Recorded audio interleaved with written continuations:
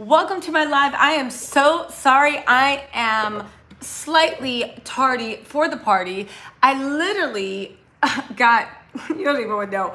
It was a crazy story, but let's just say hello to everybody and get right into the business. Did anybody, what's up, Div Kima? Hey, what's going on?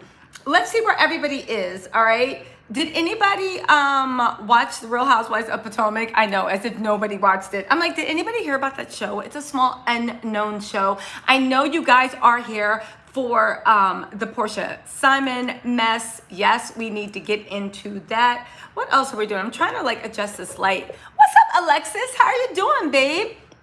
So we're going to get into The Real Housewives of Potomac. We're going to get into the mess with Porsha and Simon. We're getting into stuff with Ramona Singer. And we're also going to fix my chapped lips. So what's up, Magdalena? What's going on? And we're also going to fix my, what else? Porsha and Phaedra. There's so much going on. I don't know why my lighting looks so bad, but there's nothing I can do about it. So you guys are just going to have to rock with me, okay? Unless we turn this off. Is that better? No? Okay, I'll turn the lights back on. Okay. Well, that's disappointing. That's disappointing. In the words of Candace, it doesn't matter. Lighting, the lighting's great. Thank you, Lola Flav. You're always my biggest stick, y'all.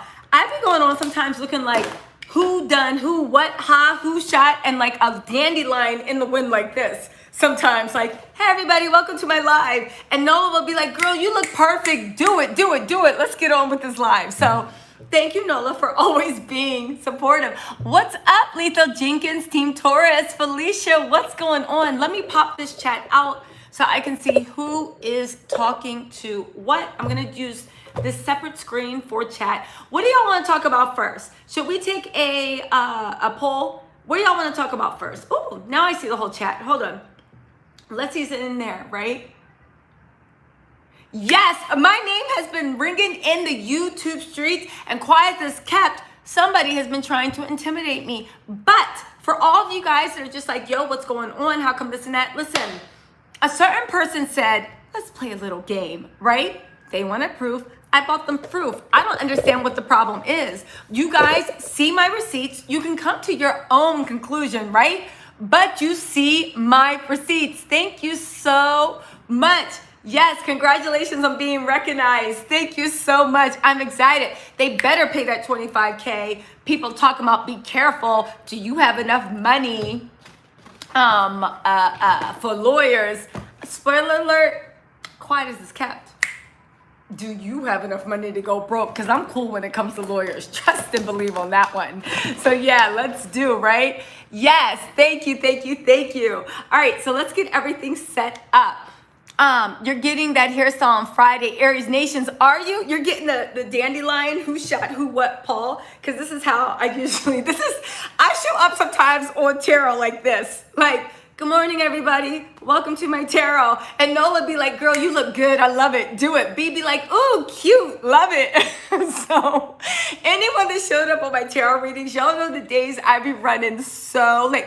Yo, do you know what I'm actually getting? Does anybody know any good hair vendors? I was in Synthetic Land, right? And apparently Sensational has this thing half up, half down now. Yo, wig technology has gotten good. And y'all will know when I finally find my hair vendor, because I'm gonna come in with inches. I'm gonna come and be like, excuse me guys, I'm sitting on my hair. Sorry about that.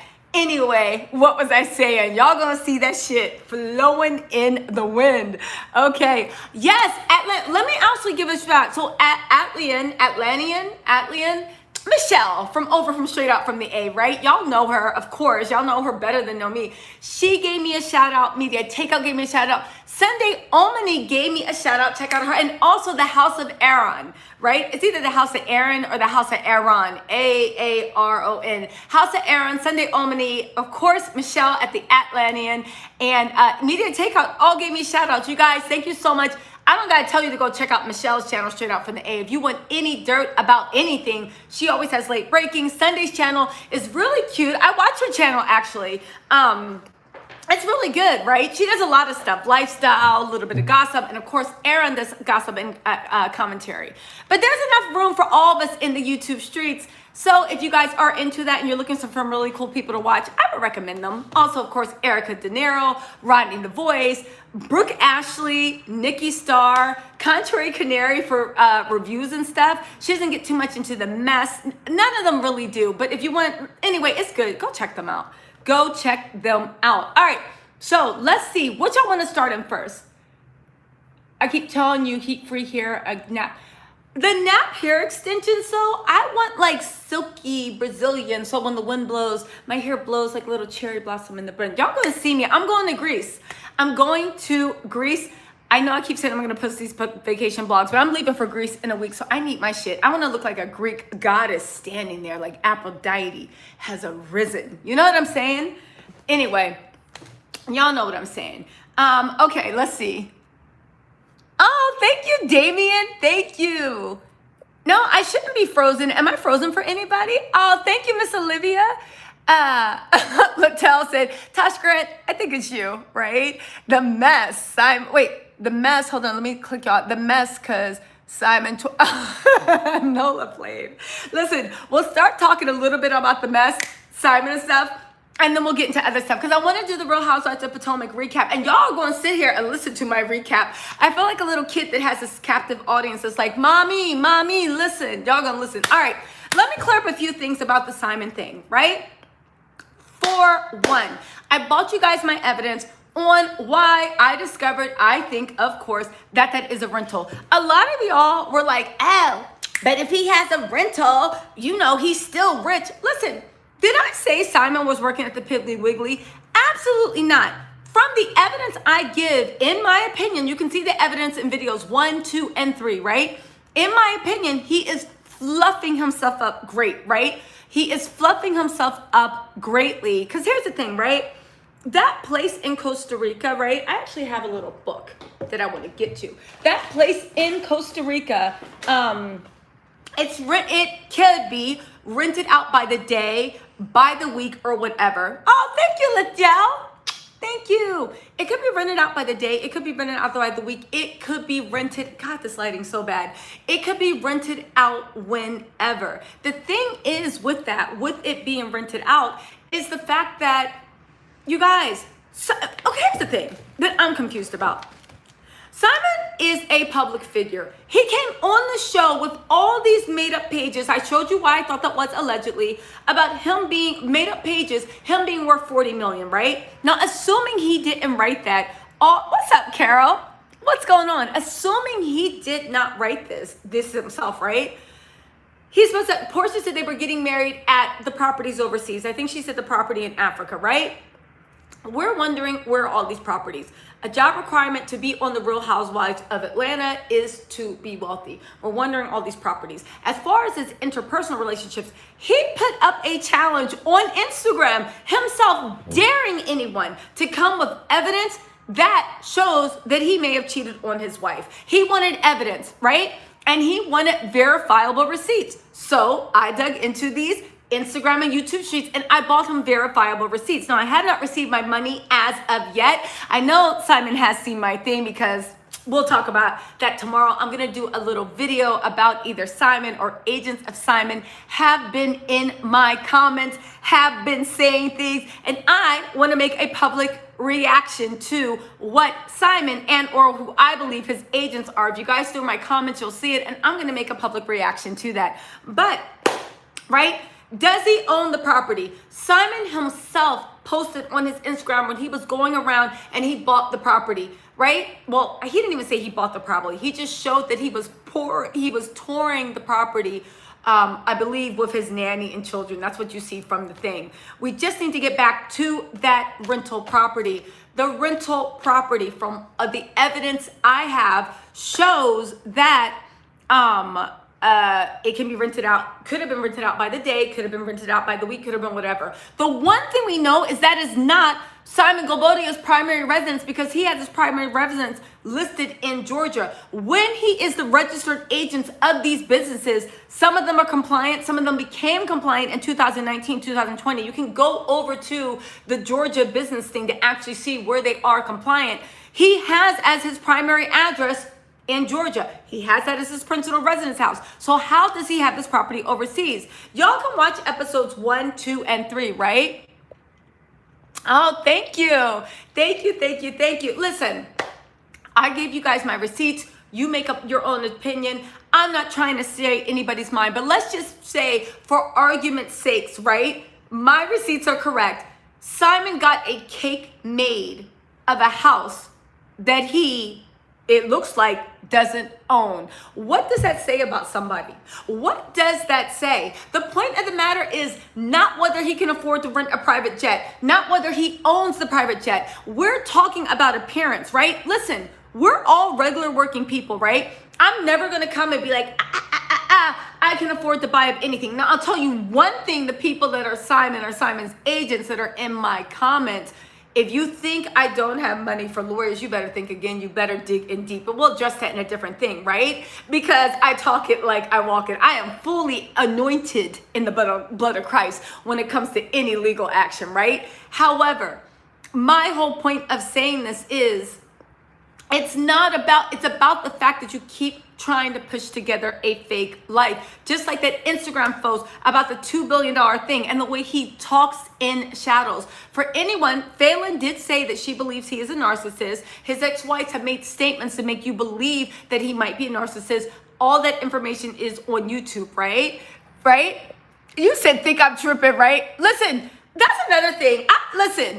I don't know what he thinks is going on. I'm not one of his assistants, baby. Listen, I'm not rich, but baby, I'm not broke either. So you can play that game if you want. I'm not afraid of that. We can do this all day and night. Best believe I'm anointed in the blood of Christ when it comes with that, right? I'm not a tourist, right? But my whole thing, right? Sherry O'Keefe said, he is shiesty, allegedly. I've been down that Nigerian hole. I have several teachers that know the movement some more. But listen, this is another thing. We're not going to turn this xenophobic. The only, in my opinion, good thing that I've discovered about Simon Guobadia is the fact that he is Nigerian. Nigerian are very beautiful, proud people, rich culture, right? Nigerians are awesome, right? We all know this. We all have Nigerian friends. That's nothing new. But to me, that's the only redeeming factor. That's the only reason I would even give him grace, because it's like, okay, well, you're Nigerian. Nigeria is an awesome country. But outside of that, Simon allegedly thinks people are talking trash about him because he's Nigerian, when it's like, that's the only thing people like about you. People are talking trash about you because nobody likes you, and they're wondering how you bag Porsha Williams. Anyway, let's get down, right? Listen, let's get down this, right? Because I want to take questions for the class, because a lot of you guys had questions on what I posted. Thank you, Liddell, right? Simon has a sugar daddy. Yo, I told you that Simon is the epitome of the sugar daddy I want versus the sugar daddy I get. Y'all, okay, listen, I said I wasn't going to do it, but you know what? Decisions had to be made. I said I wasn't going to do it. I said this live. Oh, thank you, Yolanda. Ooh, thank you, Yolanda. I appreciate it. Listen, I said I wasn't going to do this. I said I was going to take the high road. But you know what? No, I've changed my mind. I've changed my mind because y'all got me hyped, right? So, listen, I don't understand. I do, because I think Simon is trying to send allegedly subliminal. Why do I keep saying allegedly? I'm going to show you my receipts and you let me know what you think. I think he's trying to say stuff that he is actually interested, like ready for war, right? I think he's trying to say that he is ready for war, because y'all, are you ready for this? Now listen. A lot of you guys were in my comments saying, yo, it sounds like Simon gave you some and didn't call you back. If you ever think I would let anyone that looks like that man touch me, you are the one on drugs, right? But a lot of you are like, yo, it's like you mad that you don't got Simon. If you think you need mental issues. But everyone, if your man is around, walk into another room because he might get jealous, right? If you are single, brace your loins because you will be in around a sexified beach, right? But here we go, right? Here we go. Let's go. I'm sorry. Here we go, right? Let's get this going. Now, y'all saw this, right? Simon's telling us he's ready for war. He is ready for war. Look at that. Touching, moving, showing, listen, Yo, Simon literally is going through a midlife crisis at 60 years old. Look at this, trying to show thirst traps to show that he's ready for war. Talking about he's doing a light workout, right? Look at this. Look at this. I'm going to get into why this is important because I got some messages that I want to share with everybody, right? But look at this. Ready for war, doing it, moving it. The thing of the matter, and also like any good IG honey, right? You need that after. You right? You need the after one so you can show, yeah, showing all your glory, right? The thing is with that, ooh, who's this? The thing is with that, you know what the funny thing is? He's so thirsty, but that's the thing. I hope to God as I get older, I age gracefully because here's the thing, right? If Simon would just act his age, it would be okay. But the fact that you're trying to do gym thirst traps, keeping up with these 27, 30-year-olds, and the gag is you're still moving like you're 60, touching it. And I was sitting there watching like, Peepaw, does it really take that long to get from that side of the gym for that side of the gym? The gym don't look like it's more than 8 feet. Okay, Peepaw, take your time. You know how you're sitting there with your grandparents and you're just like, it's okay, Peepaw, take your time. Pop, pop, right? Peepaw, right? It don't take that long to move from left to right and the gym's only this big. And then he got somebody paying him. Y'all, anyway, listen. So I submitted my receipts. I made a public call to Mr. Simon Guobadia. He has not responded to actually let me know whether he thinks my receipts are credible. Now, spoiler alert, Simon is going to say no, my receipts aren't credible, right? And knowing the way he acts with founding them, he's probably going to try to send out some cease and desist orders or threaten legal action. But we can also say from any threat to legal action because I am highly anointed and blessed with the blood of legal. Like you can go down that hole all if you want. Anyway, I know a little bit about legal. I know a little about Georgia defamation. I know everything. I am protected by privilege and opinion. So all of you allegedly Simons and agents of Simons that may be in my comments, knock it off and cut it out because I'm telling you, you don't want this work. Do I have money for lawyers? Do you? Because I have an unlimited fund when it comes to that. Don't worry, right? Exactly. Yeah, I wanted to play Rihanna, Bitch Better Have. But anyway, listen. Let's get into the things we need to clear up. One, right? Yes, when you go low, I go digging bodies and part of me, when I first started getting these threatening things, and they were really nefarious, right? And I have reason to believe, because it's these people that are always defending Simon. I'm like, you're either related to Simon, you know Simon, but these threatening things. And I was just like, please bring a lawyer. Because that's a funny thing about people, when they do defamation and slander, if you bring a case against me, you have to prove that everything I said was a lie or I was lying about something. And as you guys have seen, I have receipts. I got the receipts. So don't blame me. Blame Instagram. Blame your sloppy actions. Why are you blaming me? You're the one that put a call to action saying, let's play a game like it's the purge. So let's purge, baby. Let's play that game. It's your move.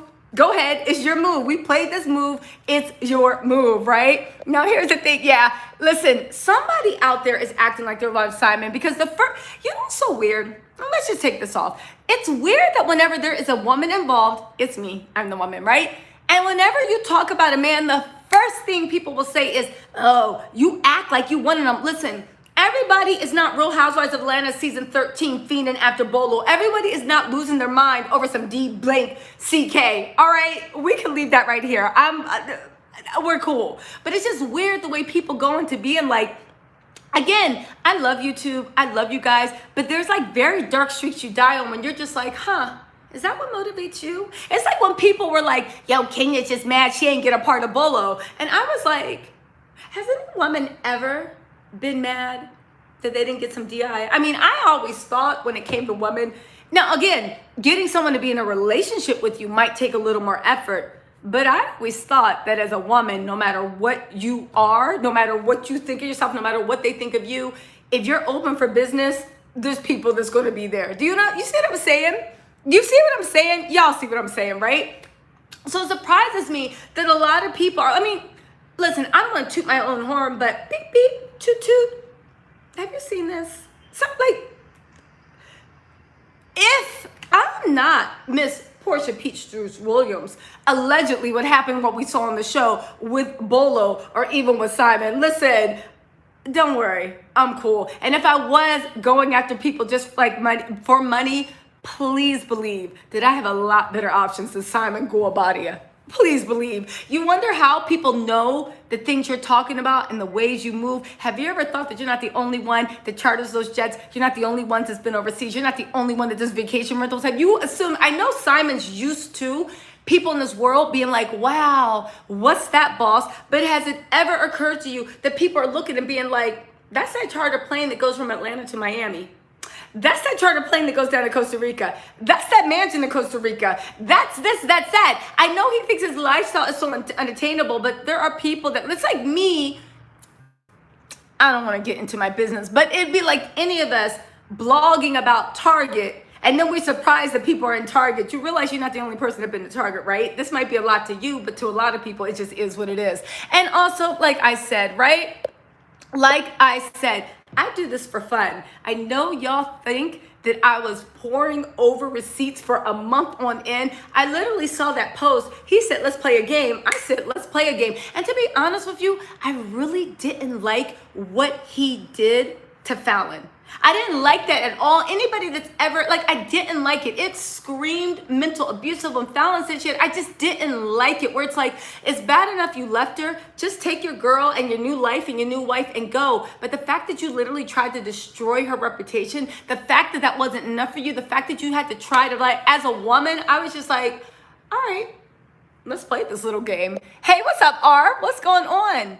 Touche, touche. Yes, yes, yes. There, that's the way I felt. I was just like, no. And he was the one that put himself in the public eye. So why is he so surprised now? It'd be like me putting myself in the public eye for being the most beautiful person in the world. Spoiler alert, my boyfriend better have just been like, you are the most beautiful person in the world. But it's like me being like, yeah, all you hoes need to be sick. I'm the prettiest girl in the world. All you hoes are just jealous. If I made a post like that and was dead ass serious, I'm literally opening myself up to be like, bitch, you cute, but you're not the prettiest girl in the world. Like, let's roll it back. Let's calm down. You see what I'm saying? You see what I'm saying? Listen, the receipts are there. What happened with wife number 2, what happened with wife number 1. You can make up your own opinion, but the fact that there are still some people being like, so what if that place is rented? So what? You think it's normal that somebody made a cake of a rented place, right? Given from what we've seen, it looks like it's rented, right? Listen, he thought if he could fool Porsha, he could fool us all. Tisa, I told you this before, but again. Okay, so here's the thing, Ma. And this is for anybody that's actually planning on being a blogger. You can say allegedly and in my opinion all you want. That really doesn't protect you against a defamation suit. Because it's like saying, oh, allegedly in my opinion, he's a drunk. She's a drunk. Because you're leading people to believe that you have some unstated evidence that they don't know and they should rely on your opinion as fact. The way you actually protect yourself is to give receipts. When you give receipts and then you let people make up their mind, you can give receipts, give your opinion, and then make up your mind. It's a difference between me saying, yo, I think Ma is an alcoholic, right? And me saying, and that you can sue me on. If I say, I think Ma's an alcoholic, allegedly, you can sue me on. This is a little bit of law for you guys. But the difference is saying, I've seen Ma sit outside every day at 8:30 p.m. every day of the week, and every single time she sits outside, she has a beer. Yo, I think Ma's an alcoholic. That's actually protected. But that's the thing. Simon, when he's throwing out his cease and desist and his legal action and all this shit, he doesn't know about this stuff. He really should hire a lawyer, but he doesn't know. But like I said, I'm blessed and highly anointed in the blood of the law, and I got deep pockets all around me, so we gonna be okay. Like I said, I do this shit for fun. I do it for fun. I do it because I love you. I do want to do this full time because I don't want a real job. But even if I couldn't do it full time, I would still be here doing it for fun, you know? Cease and desist. Yeah, yeah, yeah. Yes. Thank you all for beauty. Okay, so listen, right? Porsha, yo, what is going on with Porsha and those subliminals on IG? The one thing about like finding out where your man's G-spot is, I don't know if that was for Simon. It seems like she was just making jokes and whatnot. But those other subliminals where she's just like, You know how it was with your girlfriends, right? We all been there where somebody's super, super heartbroken and they want to post something on Instagram, right? And all your friends are like, yo, don't do it, don't do it. And you're like, no. And it's just like, you know, you may break me down, but the Lord got me. And they break this whole thing. And all your friends are like, yo, don't do it, don't do it, don't do it. That's what it reminds me of, like with Porsha and Simon. Like those things where you're like, can you please just calm down, go to sleep? Don't post that shit. Please, please, please don't post it. Let's see, true, it doesn't matter if he no longer wanted to get married. He didn't have the dog failing. His wife, they made his wrong. Listen, that's another thing. Marsha, his second wife herself, if you guys didn't know, she said the divorce for Simon came out of the blue. It's on YouTube. You can go Google her, Marsha. It came out of the blue. Maybe I'll put a link in the live after I'm done. It came out of the blue. She asked for a divorce the day after his second anniversary. If you look at his pattern, it looks like he stays in relationships for a few years, but when he leaves, he already has another person. He left his first wife, from what we see with the thing, for Marsha, right? He left his second wife well, he didn't leave her for Phelan, but I think he had that little dalliance that resulted in whatever, right? But let's get into this again. Wouldn't a private owner supply staff? Okay, that's another thing, right? No, because here's the thing, another thing. You have to know that when somebody keeps a house overseas, especially if it's like in the mountains or somewhere, right? You need so much because you don't want squatters. You don't want people to steal from them. You don't want people to vandalize. That would happen if there was a mansion sitting up in the mountains of America. I'm not saying this because it's in Costa Rica or a foreign country. What I'm saying is that when you are actually keeping a second home, this is why only rich people can keep a second home.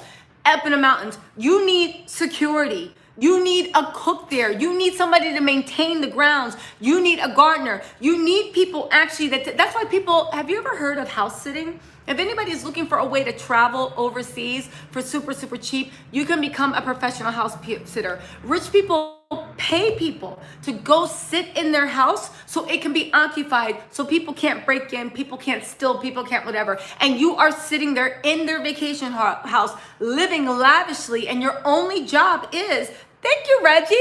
Hey, what's up, Reggie? Thank you, Grandma Scary. Thank you. Yes. So Sunday Amoni, she had an article where she actually tracked down Simon's third mother of his children, who's a Colombian model and whatnot.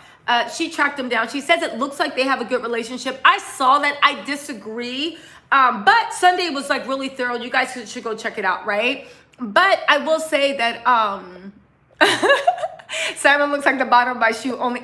Listen, Tira, is his money even attractive? Because again, maybe because I'm a grown-ass woman. When I was 20, I was never into the scene Jessica Harris was. I'll be honest with you. I was a little square when I was 20. Even now, I talk big game, but I'm pretty, not conservative. I just like, I'm fine to watch other people wild out, but I'm not into wilding out. I'm not into drug culture. I'm not into getting drunk every night, right? But I'll watch you wild out, right? Because I think it's funny. And you guys know I just like to watch and observe people, right?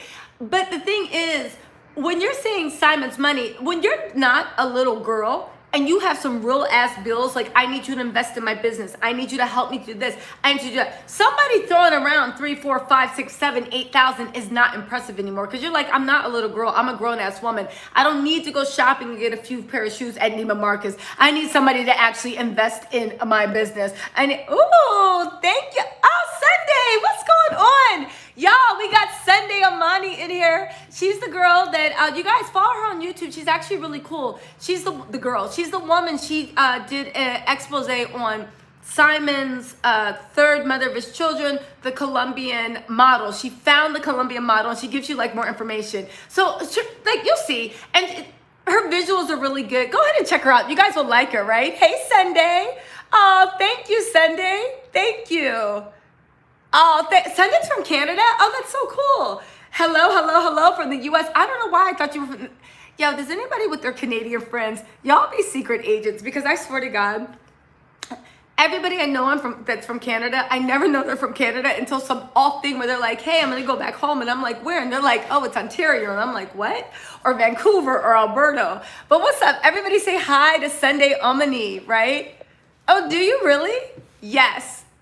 Yeah, so go ahead and check out her stage. She's really, really good. And yeah, the last video I was watching it, I was like, you found the model. Okay, there we go. You guys, don't forget to like, subscribe, thumbs up. It's 581. We're at 581 and only have 158 likes. You guys, listen, you know that allegedly it seems like people that are Simon or Simon's agent, I'm going to post the receipts tomorrow, are threatening me with legal action. So get those likes up so I can afford a legal fund, you know?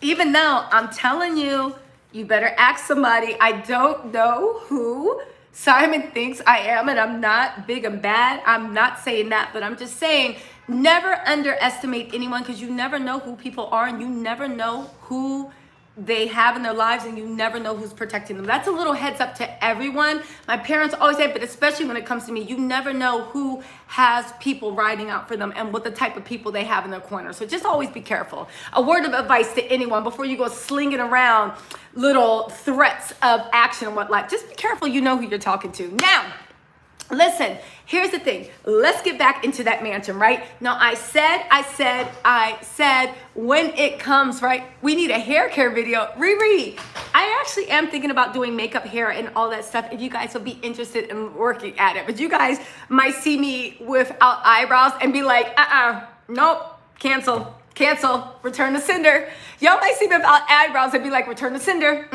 We not doing this. No, ma'am, not today. So here's the thing, right? Yes, thank you, Angela. Simon does owe me money, and he invited this nuisance. That is me. He invited him when he said, yo, you need to he invited when he said, let's play a game. And I said, I like games. I got time. I got an extra day or two. Yeah, I was like, I got time. And anyone that knows me, if you're just like, let's play a game, I'm like, let's do it. I'm always down to play games. I love it, right? Let's see. Yes, I am going to keep messing you with the tea. Yo, Sunday, Sheila said, what's up? So listen, back to what is my thing plugged in? Okay, just making sure my phone was plugged in. I don't want to go off, right? Listen, Simon seems like a very cheap person and doesn't want to admit he was caught. Listen, let's talk about, back to what I was saying about anybody that knows anything about overseas vacation rentals. One, are you getting a house made of a rental to pretend like it's your own? That's the first thing I'm going to ask you guys. All you people saying, oh, you don't know this and that. Would you get a house made of a rental to thank you, Tosh Grant? Yes, bitch better have my money. That's right. But listen, right? When you get into, you had a house made to look like it was yours, right? Now, when it comes to any type of vacation rental overseas, and this is especially if you are keeping a mansion, that's why it's so hard to have a house overseas. You must have a full staff there for security, to make sure people don't vandalize, to make sure people don't have squatters, to make sure people don't go in and pick up all the pretty furniture and take it back to their house. You must have security. Even rich people's houses in the Aspens. Like I said, if anybody is trying to make extra money, you can become a house sitter. And people pay you to come, and they'll pay you like 10, 20 an hour. The only good thing is you stay there for months. So let's just say it's their summer house, right? And in the wintertime, they pay you and they can't for you to sit in their summer house because somebody needs to be there, right? This is what's going on. The fact that Simon is trying to act like he has a gardener, he has a groundskeeper, even that private chef that he says as I travel around the world. Granted, this is what Simon does. He never actually said this private chef comes a thing. He's just saying that as he travels out of the world, he would like her to come to keep him healthy. But it was fine for everybody to believe that this was his dedicated private chef. Just like, right, when it came to the private jets. Now, granted, let me break down the private jets for you guys, right? Because this is something you guys don't realize. A private jet, if you were just one, listen, if you're, I guess, I don't know, Drake, flying somebody around, right? Then it's like, okay, you pay, let's just say the charter flight from Atlanta to Miami regularly is anywhere between $6,500 and $8,000. You might be able to get to $5,500 if there's a jet already staying there. I think Black Jet could get it for $5,500. But usually it's between $5,500 and $8,000 to charter from Miami to Atlanta. But here's the thing, a 13-seater jet, only super wealthy people will just have you and your boo. Usually what happens, and from what I saw, from what Simon was doing, is a jet filled with people. You have how many kids? You have nannies, right?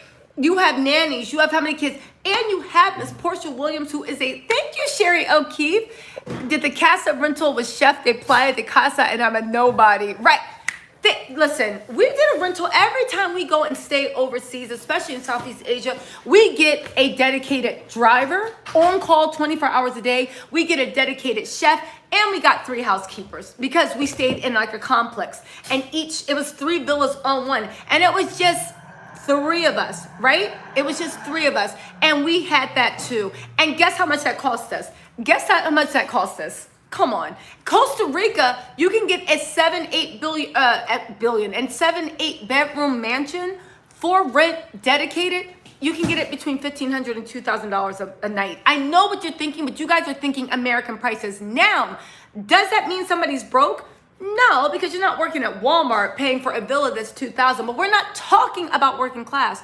We're talking about wealthy. We're talking about people that led us to believe they had this much stuff. And we're talking about people that literally issued a challenge for people to find out. Again, careful what you say, because there are people that eat at the same restaurants you eat at, stay at the same places you stay, and there are people that even text a thing, if I didn't be there, somebody else is just like, yo, is that the Four Seasons in Cabos? Is that this? Is that that? Is that the St. Regis in Atlanta? There are people that just look and be like, yo, that's the St. Regis. It's just weird. Again, careful what you say and where you stay at, right? Let's see. Puri Chris says, we have international properties, and this is so true. We have housekeepers, property managers, security for each home. Exactly. Quana said, someone that came up off a PPP loan or something, right? Simon, the king of the Munda. Her story said, like she said, you do not own a private jet. It's like a timeshare. Kobe had a private jet. He flew each time, but he did not own it the way his wife consumed the airplane car. Exactly. What's up, ACE? Here for the Mama State MS. But back to the private jet, because I really do want to explain this to you guys, right? Y'all, there's 642 people in here and only 245 likes. The math ain't math, and don't Simon Guobadia me. Hit those likes so the math match. Don't sit here Simon Guobadia me. I want the math to match. Hit those likes. Y'all trying to Simon, we're gonna make that a thing, right? Don't Simon Guobadia me. Give me my likes, right? Give me my likes. Thank you, y'all. So anyway, when it comes to the jet, the charter from Atlanta to Miami, the most it ever is, right? The most oh, thank you, Connie. Thank you. The most it ever is about 8,800. When you got 13 people and you cannot take goddamn Porsha Williams on Spirit Airlines or Frontier Airlines, right? She has to be, ooh, who was this? Thank you, Kalina. You said, I truly enjoy your videos. I'm sending this because you called me the ops last week. Oh, stop it, Kalina. Keep going. I'll gladly watch those here videos. Listen, Kalina, I'm sorry. I apologize for calling you the ops. You are not the ops. The thing is, I have been swarmed in my bitches from people that I swear are ops for Simon. It doesn't make any sense in either way. They're literally going hard for them, saying I'm jealous, saying I don't know what he has, saying why are you into this, and also threatening me with illegal action. To the point of, I hope the people threatening me with legal action is not Simon Guobadia, because like I said, don't underestimate people. You don't know where I sleep and stay where I stay. You're the one putting your life all over thing. I'm blessed and highly anointed and covered in the blood of Jesus. Don't worry. Don't worry. Do I have money? To the person that said, do I have money for lawyers? Don't worry what I have. You need to ask yourself, how much money do you have to dedicate for a legal fight? Because like I said, I'm covered in myself and the people around me. Don't worry about me, right? Don't worry about me. I'm going to do a video about it just so you guys know a little bit about defamation, Georgia law, and also so you guys know a little bit more about how I'm protected. It just shocks my mind. I always assume people are protected. But even if you weren't, even if you were just like somebody on the street that I didn't care about, I would still like treat you with respect. But I will say that when you come to making threats, you need to do more research before you start threatening people, because some people are like, let's go. Let's go, right? Let's see. Yes, exactly. People need to get off reality TV. They can't. And again, we've all made mistakes. I'm sure there's things in my past that y'all be like, wasn't that you? But with me, I'm like, that was me. I did that too. Sit down, y'all. Let's have a story time. Let me tell you about my life. Oh yeah, that was me too. listen, I'm not ashamed of my past. I'm not ashamed of where I come from. I'm not ashamed of my actions. I'm not ashamed of my past. I'm not ashamed of my actions. I'm not ashamed of what I've been through. I'm not ashamed of any of this. So it's very, very hard for somebody to shame me too. I am what I am, and that makes me me, right? Yeah, I am capable of protecting myself, Robin. Funny you think I 100%. And if I'm not, please believe my man, my cousins, my uncles. And I'm not talking about being in the street. I'm talking about if you want that legal work, if you want things to talk about how deep are my pockets, it's not just my pockets. I got, like, don't worry about that. Let me stop talking big and bad. But I'm just saying, I'm not worried about that. You talking about, do I have money for a lawyer? Do you? Because we can see this down. We can see this until your last born is through college, and I'll still come out better than you, right? Yes, exactly. Listen, Quada, this is the man that literally accused his wife of publicly cheating on him and was commenting about lawyers on a fake Instagram account. Okay, anyway, let's see. Oh, no, LaFlame. Okay, let me get back to the thing. So, when you come to the private jets, right?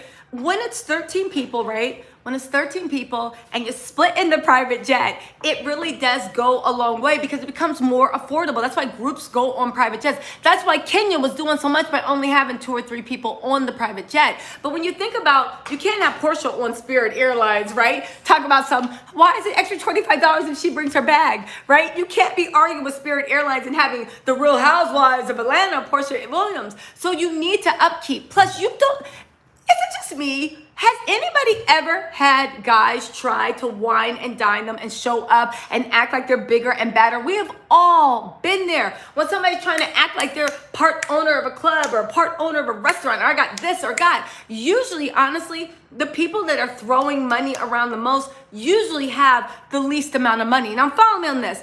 I don't really believe that, like, new money screams, wealth whispers. I don't believe that, because I've seen some wealth that screamed, hello, we're here, we're rich. I have seen wealth where I've walked into people's houses and been like, God damn, wow. Like, I didn't know. When I was in my 20s, I'd be like, I didn't even know people could live like this. I really thought this was like on some dream stuff, right? But what I will say is, it's like this, right? Remember when we were young, right? And we were so broke and we got our first job. So for anybody that comes for generational wealth, good for you. I didn't come for generational wealth. But remember when you got your first job, your first paycheck, and that paycheck is somewhere between $150 and $300, depending on how many hours you worked, right? This is when you're young, still at home, living in college. You are literally air punching like, yes, I did this stuff. And you're like literally making shopping lists and this and that, right? When you were at 15 in your house and for someone to be like, here's your favorite auntie or uncle to give you $100, that seemed like they had literally anointed you and you were going to go off, right? But then, oh, thank you all for beauty. Hush Puppy's a multi-million Nigerian scammer that flossed a lot for the gram, even flew out Black China. The FBI used his as evidence. Really? Oh, I don't know about Hush Puppy. Do I know about Hush Puppy? Hold on, let's do Google. But the thing is, once you get used to a certain constant lifestyle, don't get me wrong, I'll always be grateful for 100. That's like my share of dinner right there, right? But 100 doesn't become as impressive as it was when you were 14, living in your mom's house and you didn't have any bills or anything, right? So this is my whole thing. The things that Simon brags about, that we've seen him brag about on social media, the average meals, the chef making avocado and crab eggs benefit for breakfast, like, oh, poor Tink Tink, you haven't had avocado toast for breakfast. This isn't a regular thing. You know, like the things that impress them, it's like, this isn't a regular thing, is it, right? But I digress. Had he just come and been like, listen, I'm self-made, I'm still growing, you know, I found this woman, Porsha, she's going to help me reach the next level, I'd be like, okay. I mean, it wouldn't be me, but okay, right? Because I don't feel like he's qualified to be like arm candy. Do you know what I'm saying? I don't think he's qualified, if you know what I'm saying, to be arm candy. There's something he's missing in the arm candy thing. So again, if I'm gonna help somebody rise and support themselves, you better believe they're looking, right? But getting back to that, but he didn't. He came on saying he was head of all these things. There were things saying he was a producer. There was this, there was that. So we did what we did for all Real Housewives people. You say you're rich, let's see it. You say you're rich, let's see it. I want to see the cars and the boats and the planes and explain. But that said, you guys, we're being much too judgmental because, again, none of this matters. Do you know why? Because, y'all, Porsha is in love. Porsha married for love. Porsha married for love. So it really doesn't matter what Simon has or doesn't have. She's not with him for a check. She is there for his dancing skills. She's there for his winning spot. Hold on, guys. She is there for his winning physique, right? She is there for, let me tell you what, she is there for his winning physique. She is here for his muscular athleticism. She is, look at this. Look at Peepaw, move and stick. Yo, why does it take him so long to get across? That gym is 5 feet long and he's like, all for beauty. You said, I love that you're getting your credit. Michelle, Atlanta, and House of Aaron shouted you out. Yes, and Sunday Omni shouted me out too. And I made my way on to Media Takeout. They said I was a preferred blogger. I guess when I made it on Michelle's channel, I love Michelle. I love House of Aaron. It's so cool that I actually grew up, that I spent so much time in these YouTube streets actually watching them. And yeah, Sunday Omni shouted me out too. She's in this live stream, as a matter of fact. Y'all go follow House of Aaron, Sunday Omni, and of course Michelle from Atlanta. I mean, none of these people even need, probably you guys are all their subscribers. But if anybody is not subscribed, go on over and take a look. I think you'll like what you find, right? Let's do a campaign. Let's do this, right? But listen, Porsha is with him for his love, his support. Like, you didn't see that? His oddly small arms. Yo, I will say something about this. No, let me not be mean. No, I'm not gonna be mean. I'm not gonna be mean. I'm not gonna be mean. You guys stop. I'm not gonna do it. But let's just say I was gonna be mean. Let's just say I was gonna be mean. How could we, let's just say I was. Just say I was going to be mean. Y'all. Why does Simon make Porsha look so big? Porsha is not a big girl. Porsha has body, yada, yada, but she's like on the slender side. Porsha is not a big girl. She has a great body, nice side, curvy. She's definitely not skinny, but she's not big. Why every time he puts his hands around her, he makes it seem like it's an extra from the clumps. It's almost like his arms are oddly short. I'm not going to be mean. I'm not being, I am just speaking out that when I see short arms, I have to say something. When I was going through the Instagram, that is one thing that was really weighing heavy on my mind. And I know everybody's just like, who cares? But I wanted to share that with you. It was weighing heavy on my mind, and it continues to weigh heavy on my mind. The fact that his arms are so short, they can't really fit around him. It's almost like he's like this, like she's a part of the clumps. And it's just like, Porsha's not a big woman. Why? You should be able to just wrap her, put her underneath, like, you know what I'm saying? Like, her eyebrow pencil should be right here on your arm when you do this. You see what I'm saying? Yeah, the T-Rex arms. Who else had T-Rex arms? Do you notice anything? Notice anything? You see the association. Who else had T-Rex arms? Who else had T-Rex arms? They used to be the former president of the United States. Who else had T-Rex arms? And what personality traits do they share? I don't know. I'll leave it at that. I'll leave it at, yes, Simon gives me Tamar X vibes. He does give me Tamar X vibes. But again, y'all, it doesn't matter. Porsha's in love, y'all. Porsha is in love. Porsha is in love with Simon. Love wins. She's not with him for the money. Thank God. She's not with him for the houses. That's a good thing. She's not with him for the cars. I know that's right. She's not with him for the flashy things he can buy her, because there aren't any. The most that she has is that ring. And I don't care what anybody says. Source that ring. Who's the jeweler? Who's the jeweler on that ring? That ring is at least like what, 8 or 9 carats at least. Who is the jeweler on that ring of an 8 or 9? Maybe it's even 10 carat. Well, how many carats does that look to you guys? 8. It's somewhere between 8 and 11 carats. That ring, why did I do that? It's a football thing. That ring looks like it. Let's just say it's a good 10 carats, right? Where did you get a ring with that clarity for 10 carats? This is another thing you guys don't realize about jewelers, right? When you walk into Zell's or every kiss begins with K, you can't be like, yo, my man, let me get a 10-carat ring. Because the jewelers will be like, we don't have access to that. Getting access to rocks that clear and that big, it's like walking in and being like, yo, I want to buy a Picasso. You can want to buy a Picasso all you want. You can even have the money. But your local art gallery is going to be like, we don't sell Picassos. Like, there's a whole network of people you need to get linked up with to even be able to buy a Picasso. And that's if one's for sale. To source a rock, right? To source a rock that big, there's usually some type of celebrity jeweler associated with it, or you had to go to a really good jeweler for them to even have access in the room to grab that rock. The fact that he is not actually saying where he got that ring from, he's not saying, at least as far as I know, he's not saying where it was sourced for. It better not be a blood diamond, right? Because those are illegal. But he's not saying where it was sourced from. He's not saying what jewelry he got it from. He's not saying everything. It literally leads me to believe, what y'all think? What do y'all think? What do y'all think? Y'all already know what I think, right? Yo, there's 716 in the thing. Yo, you guys, don't be in this room trying to Simon Guobadia me. I see y'all. Literally hit that like button. Hit that like button. We will not be Simon Guobadia. No, ma'am, not in this room. Not in this room. Listen, no, y'all not gonna be... Y'all not going to be feeding me melted little Debbie cake shaped houses. Go ahead and hit that like button, right? I don't even know if it's red to ring. It's just the fact of I'm a little curious. I put a few feelers out just out of curiosity, out of a few jewelers that I know with about like, how big is the ring? Where would they come from? Where would it be sourced from? Because again, rings that big are very limited at that too. And especially at that clarity. The clarity is debatable, but we're only going by the internet pictures that we see. I would say that's a good 8 or 9 carats, maybe 10. It can't be 11 carats, right? How many carats do the resale store, right? Yo, but you guys know what? Remember when they were over Simon and we're about to get to the Real Housewives of Potomac recap, but let's hang with it.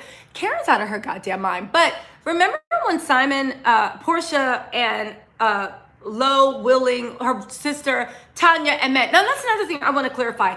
I'm not saying that they met. That was the first day they actually met. No, there have been rumors going around Atlanta that they were reading in the St. Regis, right? I'm saying on camera that was supposed to be the first day they met, right? But given by the rumors we see and also the evidence that's on the Instagram that's in the video part 3, if you don't see the video, please go check it out so you can actually see what I'm basing my opinion on. I'm not just saying this out of air. It's based on it's part 1, part 2, and part 3. The link is in my whatever. You'll see it. Just go to my page. It's all there, right? Yeah, if he don't run me that, but you know why he's not going to run the 25K? Because he don't got it. He don't got it. He might have 5,000 or 8,000 for people that allegedly said that they were doing coke and whatnot, and he was watching, but that's a different story, right? But back to what I was saying, right? But remember when the first time they were supposed to on cast meet? Remember how when what is it? Phelan was like, oh, I guess we're gonna renew our vows, and Porsha was like, oh, you're gonna renew your vows. This is exactly how she was looking. You're gonna renew your vows? Oh, that's so great, right? And Simon's like, oh, I'm well trained, and she's like, yeah, you know.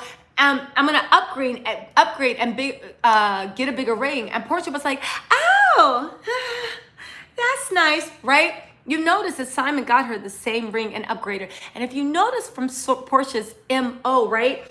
My eyebrows, my whole, you know, I could barely made this live. I wanted to redo my makeup. But you see, y'all got me out here looking like a dandelion in the wild, just like, literally, you know those little dandelions that when you blow them, they scatter into the wind? That's the way I look right now. Just, that's the way I look, like you blow me. And I said skedaddle. Anyway, so remember, and judging by Porsha's MO, remember when she, she's always in, oh, thank you, India. Thank you, India. I appreciate that, mama. Thank you. Oh, thank you. No, I really didn't do that for, like, you guys said, thank you so much for saying I look beautiful, the male unicorn. No, I'm just saying, like, I'm looking at myself and I literally look like puffball, but that's okay, right? So anyway, Porsha loves kind of one-upping the ex because she feels it's weird territorial. She did that with Dennis things where she said that she was going to lick the ex's name. She named her kid Pilar, which was his ex's name, which was weird, right? But maybe she just always liked that name. I don't know. But then again, Beyonce named Blue, and Blue, don't come for me for Beyonce, I love her. But Blue was also Blue Cantrell, which was one of Jay-Z's exes. But maybe, I don't know. Let's turn this air on. As you guys can see, it is a toasty 78 degrees in my house. I'm gonna cool it down to 74. There you go. You guys are in my business, right? Yeah, it was super, super weird. Oh, thank you, Kate Davis. It was super weird. So anyway, we've been over the house, right?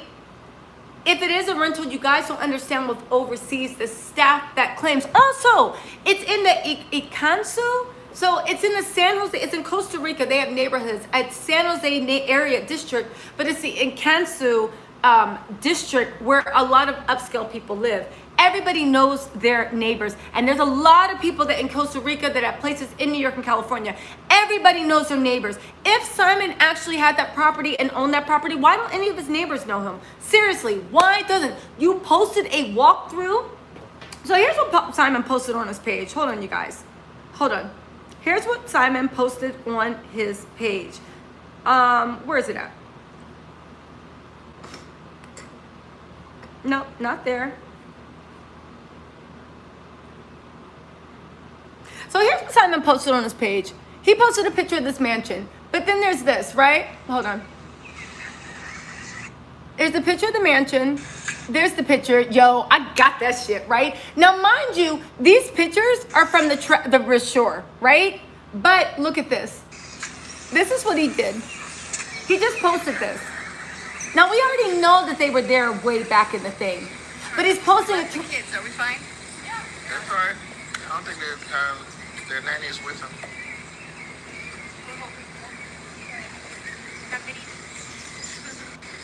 They said, there's Jonathan, his assistant from Miami, right? That's his assistant that stays in Miami. The lady is like, wait, are we staying with the kids? She's like, they're fine. The nanny's with them. First of all, right? Wait, what y'all say? Small hands, Porsha is making herself satisfied because she thinks Simon is a millionaire. I feel sorry for those ignorant. No, it's not a new post. He actually posted that. Hold on, guys. He actually posted this on July 5th. So you know what I was saying about the way they keep posting things out of order because they're trying to trick us. He was literally, but you know what that was of?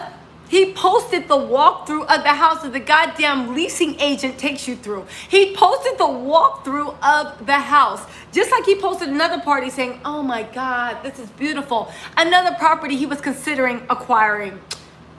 Listen, we have no time for 419 scammer, whatever vibes, right? And just to be clear, I'm not saying that Simon is like doing illegal stuff. I'm saying that he is literally conning the person he is with. I'm saying that he is overinflating his value. I'm saying that he is taking rentals and trying to make it seem like it is. You know, another funny thing about people when they threaten to sue you for defamation, when somebody threatens to sue you for defamation, on God, a lot of people don't realize that you also have to prove that what they're saying is a lie.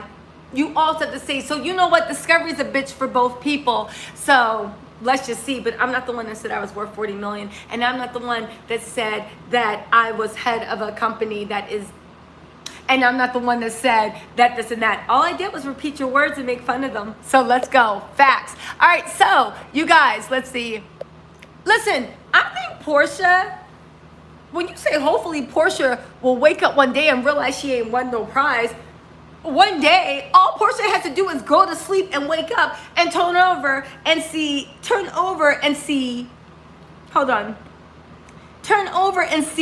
this face with sleep in his eyes and realize she didn't win a prize. He is living. Yo, maybe because when I was younger, there were women that dated older men. I was like, I'll date a 6-year-old when I'm 60. But now the more I get up in age, I'm like, when I'm 60, I'll date a 35-year-old. You know what I'm saying? That's what I'm saying. When you're like, I hope Porsha wakes up and sees that she made a mistake. This face in the morning with the pillow print and crud in your eyes, you don't think she will... What? This face in the morning with a pillow print, crud in his eyes, and scratching his backside while he's walking to find the bathroom. You don't think she's already feeling that way? You don't think she's she's probably literally like insurance policies that will pay out for mysterious circumstances of disappearance.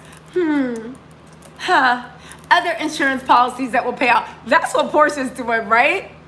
That is what Porsha is doing. Listen, that is what's going on. Oh, thank you, Jamie DeBrino. An interview and Fallon would be so interested. Listen, Fallon, here's the funny thing, right? I would love to interview Fallon, but I would do same thing Adam did, but I would be different because I catch the Taurus shade when she's like, you know what? Fallon, looking like money, titties, sitting here, laid, face beat to the gods. Fallon looks so good in her interview, right? She did it like a Taurus did, right? So she was sitting there and she was like, I don't think about people that aren't on my vibration. Girl, I'd have been like, so you're saying that Porsha ain't shit and she's never gonna be shit and that's why Cordell, literally, that's what I would be on, right? Yes, listen, Simon, let me tell you something. Simon doing his drills, this is point of view. I do this all the time, right?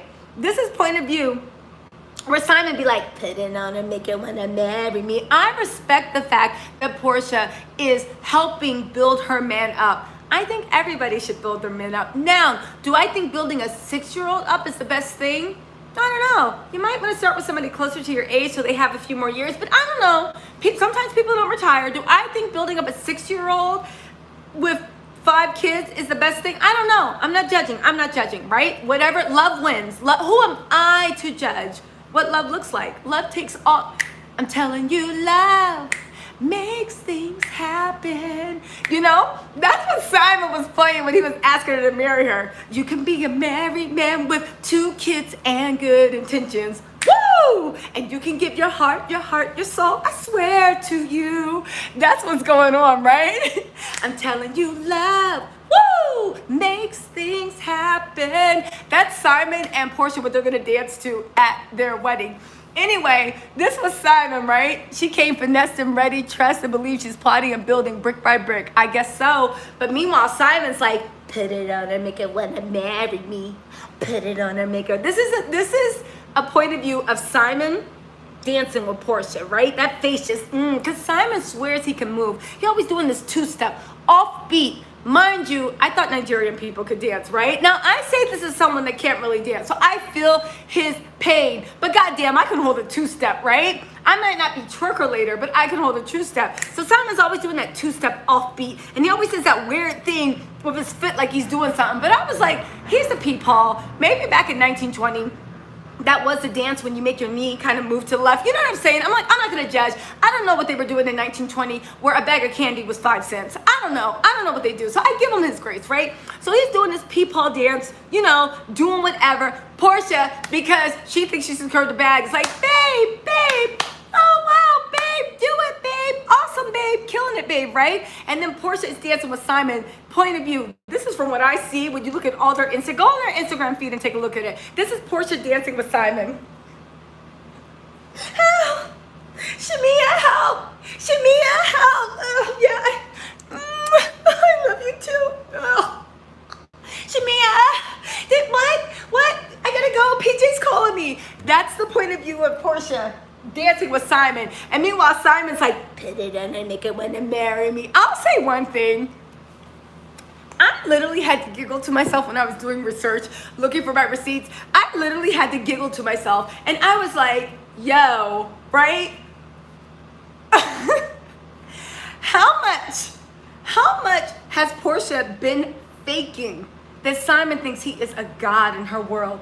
Now, I know, but then again, what am I saying? This is the person that showed us a goddamn tattoo, and I hope to God that tattoo. For those of you guys who don't know, I think it's called ethereal or ethereal. There's a new type of tattoo out. It looks like a tattoo. It is a tattoo. It's in the gun. The only thing is the ink they use is a special type of ink that's absorbed into your body within 8 months, at longest like a year and 2 months. So they literally are disappearing tattoos, but they stay in your body for like at least a year. I hope to God, for her sake, that she gamed him and she got one of those disappeared. She was in New York, and they're super popular in New York. So I hope to God she got one of those disappearing tattoos, because if she put this man's middle name on her body, no, literally, no, ma'am, right? Listen, the Simon dance. Put it on and make him wanna marry me. And I was like, how much was Porsha lifted up? You know how she described it with Dennis when she's like, I said you got a job, I said you got a car, I said you got houses, go ahead, get me pregnant. It makes me wonder, Porsha was probably hopping on that and doing a full split. All these reactions hanging off of the chandelier, and all she heard was like, hey, must be the money. That's all she heard. That is all she heard. And honestly, that's the thing that would make me out for blood. Don't get me wrong, I've done some weird things for love, but this is something over and oh my God, like literally, it's like those times when somebody's like, Porsha's playing that game. You ever be with your girlfriends and they're dating somebody like that's not attractive, and you all know, because remember when you were younger, it used to be the thing like, oh, who you talking to, and you tell them a little about your friend, and you'd be like, look, this is him right here. Everybody's quick to pull out their phones. You know how you know that your friend is dating someone that's not attractive, because when it's their time to show, it's like, oh, Simon, what's his name? And they're just like, my phone's dead. Let's just move on. My phone's dead. And I'll show you in a second. Or they say in their phone thing for extra long, like, no, I'm just looking for a good picture of him. Hold on. I'm just looking for a good picture of him. Hold on. I'm just looking at, yeah, that's how you know. Yeah, you're dating like somebody from the what is it? The Muggles? The Lost World, Jurassic Park. Y'all, why she go out? Listen, why she go out like this? Why did she go out like this? And the thing is, I guess it'd be worth it if the money was there, but I don't know. I have serious doubts based off of my videos. Please go watch my videos 1, 2, and 3 part thing to actually see what I'm talking about. But I have serious doubts. It's actually real. Y'all, it is 802 people in this chat right now, and I only have 452 likes. Why y'all trying to Simon Guobadia with me? I see y'all there. It's 802. Y'all better not play me. Nobody leave the chat right now, because every time I call out the chat number, somebody likes to be like, exit, right? There's 406. Oh, now there's 803. There's 471 likes. Can y'all stop Simon Guobadia me and just come on? What? Like, it helps the algorithm, and I do want to do this full time. And if I get enough likes, I will do this full time, right? Let's see. So listen. Yes, thank you so much, Yolanda. I have the playback on my computer, but it's going back. Let's see. This is Porsha trying to build up a storyline for money. I feel the majority of us will be on timeout purgatory for a while. Hot dog money was a better. Yo, I never thought Dennis was okay to me. He wasn't ugly. He wasn't not ugly. He was just okay, right? But he could dress. Simon makes Dennis look like Idris Elba. Simon makes Dennis look like Will Smith. Simon makes Dennis look like Tom Cruise. Simon makes Dennis look like Sidney Poitier. Simon makes Dennis look like Lenny Kravitz. Simon makes Dennis look like Jason Momoa, right? Why couldn't Porsha meet like Lisa Bonet? Lisa Bonet does it right.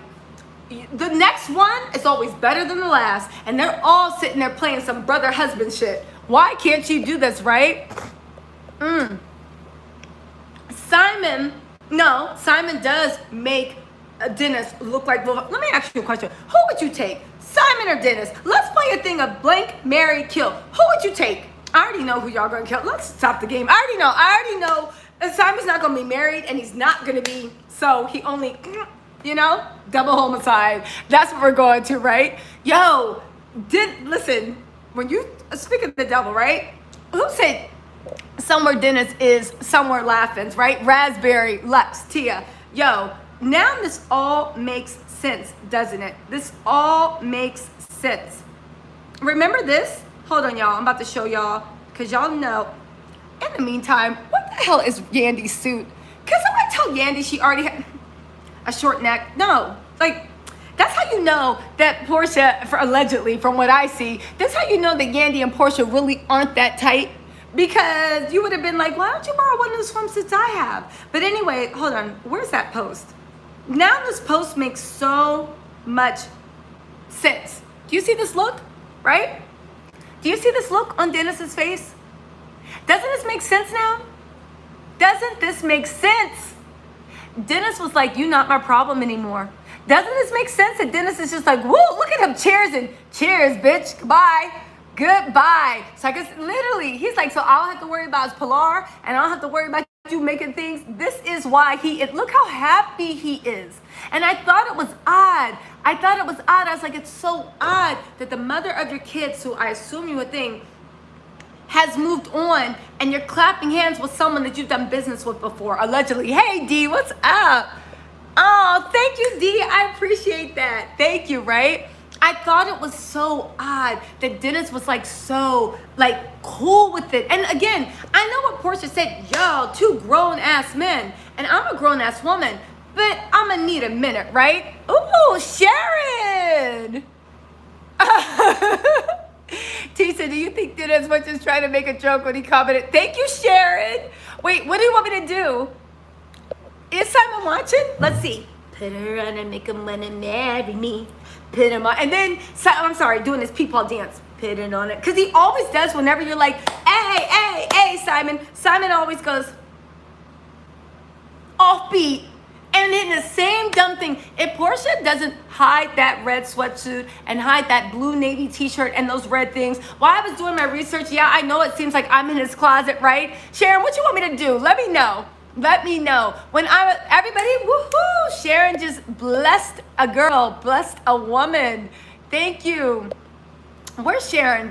Am I missing you? But listen, when I was in their thing, the only reason I was sick of it is because I was going through the post collecting my receipts. So I kept seeing the same outfits over and over and over again. And I came to the conclusion, one, Simon's a man that's trying to hold on to his youth desperately. Remember when LaToya was like, you're dating a 6-year-old? And Porsha was like, he's 56, defending her man. And Fallon was looking at her like, right?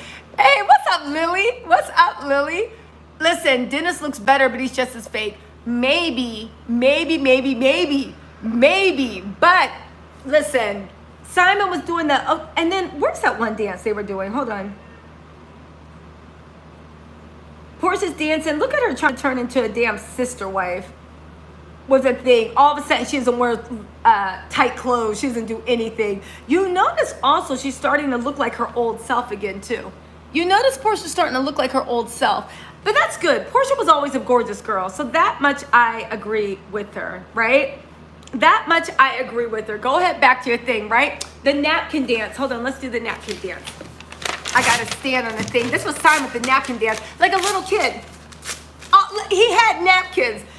Listen, if somebody bought you napkins in the club, you just go like this, right? It's fun, it's whatever. Simon was standing there in the club, and Porsha, babe. Simon was ignoring him, looking at the camera with his cigar. Hold on, where's the cigar? With the cigar. He was having the time of his life with a cigar, just so serious about throwing around napkins like he was throwing around $100 bills. It was crazy to me. So anyway, Simon's doing his dance. They're having their thing. Dennis is happy that Porsha is not his problem anymore, right? Allegedly, from what we've seen. Dennis said, you can make up your own mind, but Dennis is pretty happy, right? I don't know. He looked pretty happy. Porsha said that Dennis is committed. Yes, Dennis is committed to making sure that Porsha is Simon's problem now. And it looks like he won. Meanwhile, Pilar is sitting there with her new step. How the hell are you going to make somebody saying that somebody that you've met? That's how I knew, right?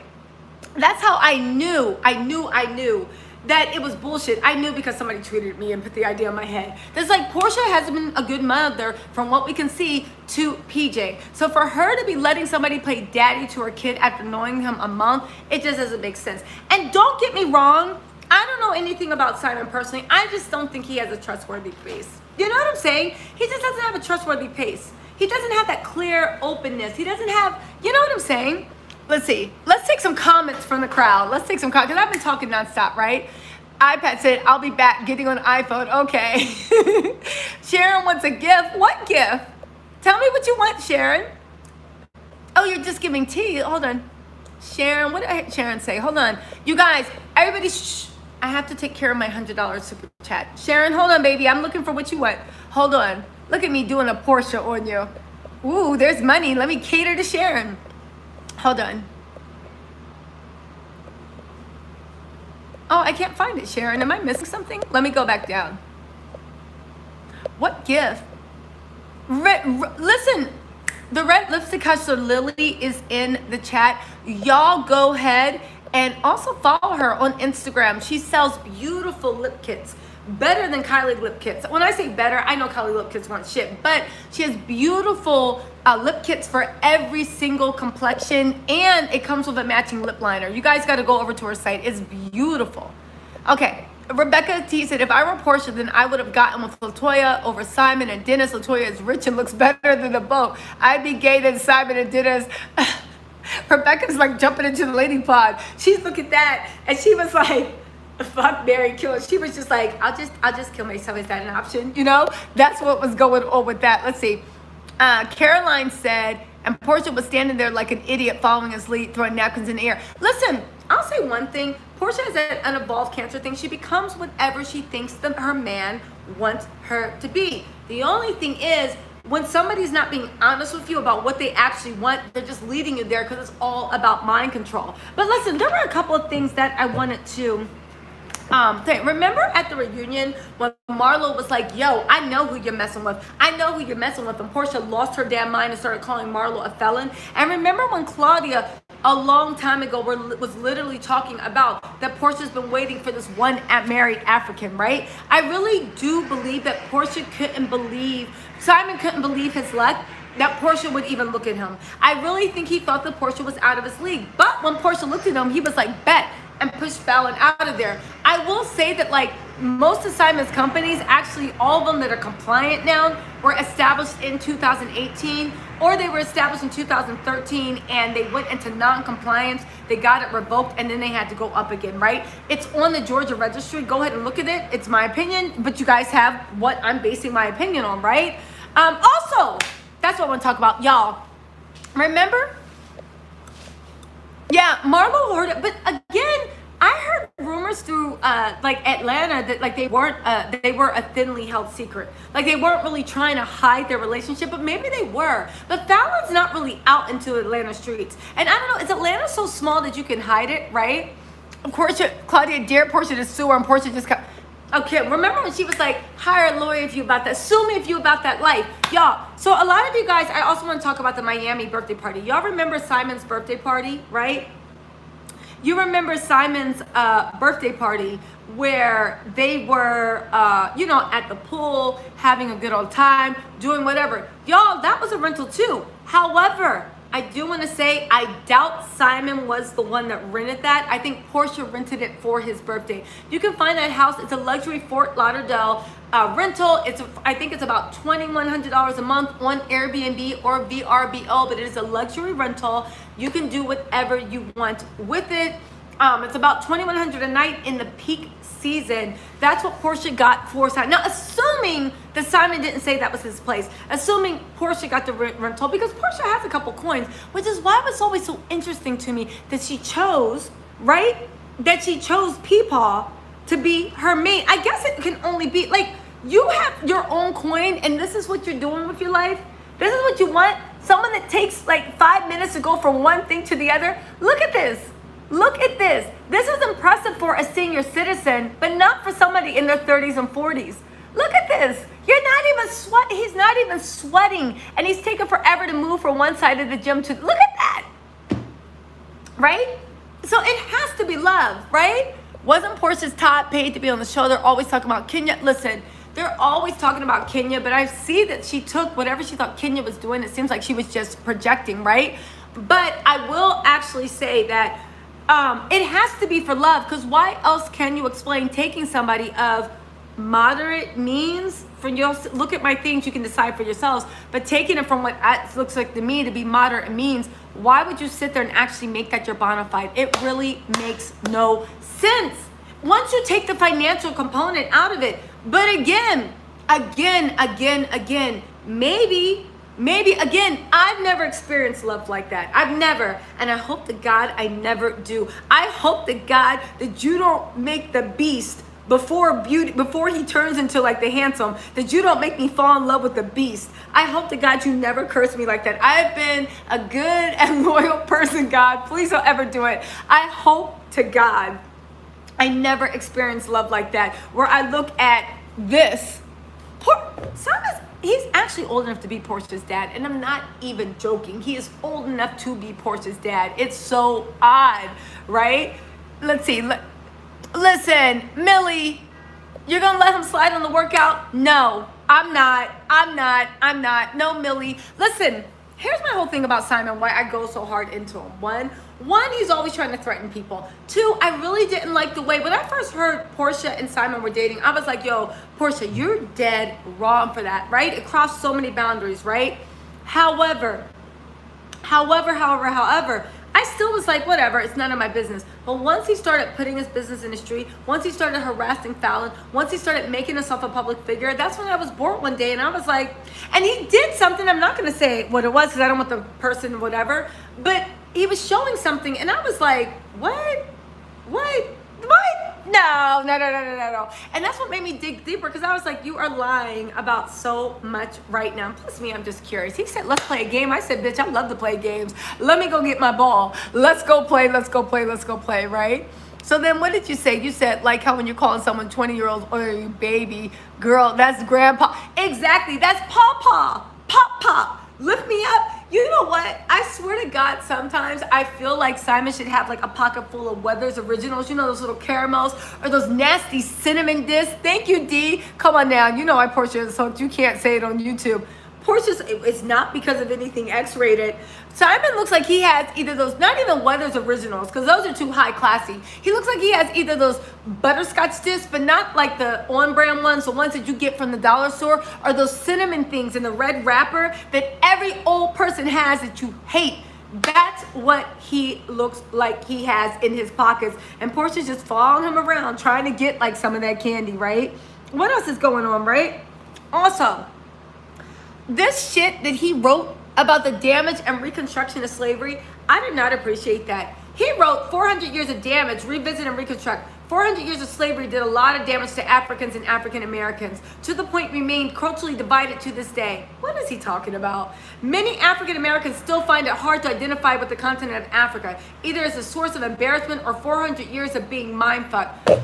Simon, you clearly aren't an African American descendant of enslaved people. So I would advise you to literally shut the fuck up about a culture you don't understand. The fact that you have been here since you're 17, the fact that you have many ADOS friends, the fact that you are with an ADOS woman, and you literally have the nerve to type out either as a source of embarrassment or 400 years of being mind-fucked.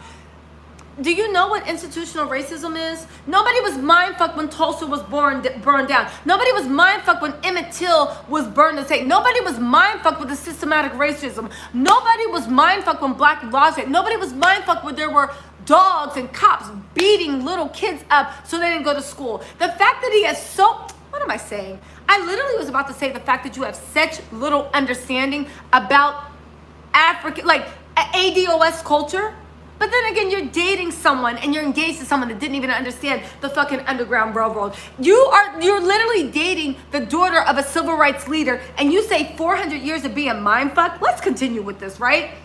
We find it difficult to see each other as brothers and sisters in spite of our physical resemblance.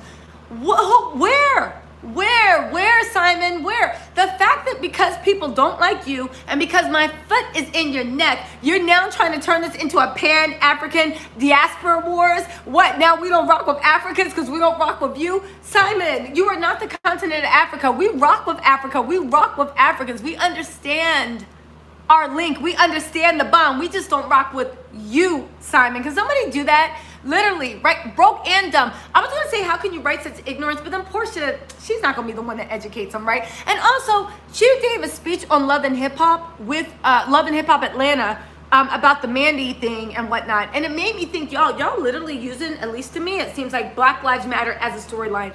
Porsha had on Real Housewives of Atlanta. Mandy's out there getting maced for Mendici. Remember when Mendici played her? And she got maced and all that stuff. And Mendici was like, I don't know if I'd wait for you if you got to jail. Most likely I wouldn't. Sorry, kiddo. And Mandy started breaking down crying. That was a sad moment. But it's Mendici, right? So anyway, she said, we struggle to celebrate the fact that we are of one DNA. And by extension, a race full of promise. We're one DNA. Simon, everybody's one fucking DNA. We're all humanoids on this earth. What the fuck you mean we are one DNA? Everybody can, okay, anyway, we spend a great deal of time tearing each other down rather than building each other up. I build up the continent of Africa all the time. Some of my best friends are from Ghana. I build up the continent of Africa all the time. I just don't like your ass, Simon, all right? As a product of Nigeria, can somebody fact check that? Because now that we know a little bit more about Mr. Guobadia, can somebody fact check that? Please, in the back, somebody fact check that. As a product of Nigeria, the most populous black nation on earth, I prefer to identify with the people who continuously demonstrate that their nation's shortcomings would not define them. That they will continue to fight poverty by educating themselves in a Martin Luther King's utterance, pull yourselves up by the bootstraps. First of all, this is the last rant I'm going to go on. He literally said by Martin Luther King's utterance, pull yourselves up by your bootstraps. How the fuck do you make a post shading ADOS saying that we are basically a culturalist people? We're saying that we hate Africans because we don't like him. And he quotes Martin Luther King. But let me give you guys the full context of that quote. Martin Luther King said it was a gag. They told us to pull ourselves up by our bootstraps, but didn't give us any boots. The fact that he used this is, and in Martin Luther King's utterance, pull ourselves up by the bootstraps, you're quoting Martin Luther King, one of our great leaders, and you don't even know what the fuck he said and in no context. Yeah, you're dating Porsha, Underground Railroad Williams. And the fact that as a civil rights leader, if I was really into BLM and you wrote this dumb shit, you would have saw me coming in like, babe, delete this shit. Delete this shit right now. It doesn't make any sense. You sound silly. Edit it. You can't do this. Martin Luther King did not say we need to pull ourselves up by a bootstrap. He said it was a con because it's impossible. Do you know that term, pull yourself up by the bootstraps? It came out in 1920, 30. It meant to represent somebody conning you. Somebody cannot pull themselves up by the bootstraps. That was why they said, yeah, pull yourself up. It's a way to tell somebody to go kick rocks. Martin Luther King said it was a gag that we should pull ourselves up by the bootstraps because they told us to pull ourselves up by the bootstraps and didn't give us any boots. He's misquoting. He said, I wanted to share with my fellow brothers and sisters that we should all be proud and celebrate our African culture. Who's not proud of being African? Again, Simon, people don't like you, not Africa. Please disassociate the man from the continent, right? Whether you were born in America, Europe, Asia, or Africa, you can still identify with your origin and use the successes of your brothers and sisters from Nigeria as motivation. So people hating on you because you're Nigerian? People hating on you because you're Nigerian? Shut up, right? Okay, anyway, America is a great country to identify with. Africa is a great continent we can all identify with. Black people are smart, resilient, loving, and forgiving. Let's move and think as one people with love of self and love for one another. They asked me what I do and what I do this for. That's right. I read that. It was like, you asked me what I do and what I do this for. That's what I do this for, right? Yeah. It cracks me up that someone is so full of narcissistic traits. To you, sir, not the continent of Africa. To you. We love Africa. Anyway, who was he talking about? Who's been downing Africa? Who's been talking trash, right? Listen, oh, thank you, BB. Listen, I don't need a GoFundMe, BB. Trust me on this. Again, it doesn't matter who I know, what my protection is, or what I have, because whatever, right? Nobody wants to have. But I will say, one, I'm cool. I won't need a GoFundMe. Trust me on that one. Two, I'm anointed in the blood of law. Always be careful who you're talking about and who they know. Three, if you're suing somebody for defamation, one, you have to prove that it's not the truth. Discovery's a bitch, I'll tell you that much. And we see my receipts too. I'm basing off of opinion, which is why I give my receipts. Go check out 1, 2, and 3. Simon doesn't have a fucking case. And him asking, oh, do you have money for a lawyer? Do you? Do you have money for I didn't, do you? Because I'm cool. We can do this all day and night, right? Okay, so let's see. Why is he only recognizing his nationality but no other world, including African countries? Yo, I don't even think Simon might not even know Africa's a continent. Maybe he thinks it's actually like a state, I don't know, or a country, right? Maybe it's a thing, maybe it's a state, maybe it's like whatever, right? Listen, I'm not getting sued. I'm gonna do a video about it. There have been people that sound like they're either Simon or agents of Simon's making threats at me of, hold on, and I quote, let me pull one of them out.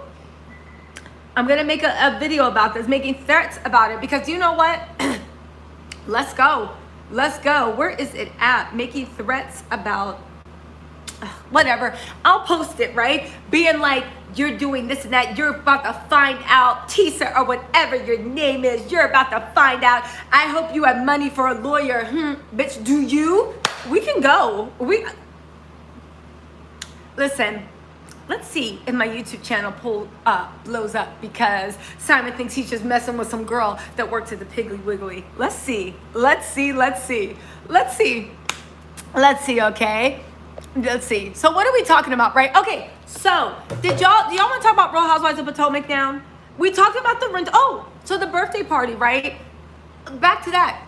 So it's a rental. You can get it on Airbnb or VRBO. I'll put the receipts up in the next video. I went to Airbnb, I went to VRBO. I found the exact rental. And also, there's an actual video of that too, of the rental that you moved through it. That house is actually a very common house that people stay in Miami. It wasn't just me. A few of my people recognized that house and was like, yo, that's like that rental, right?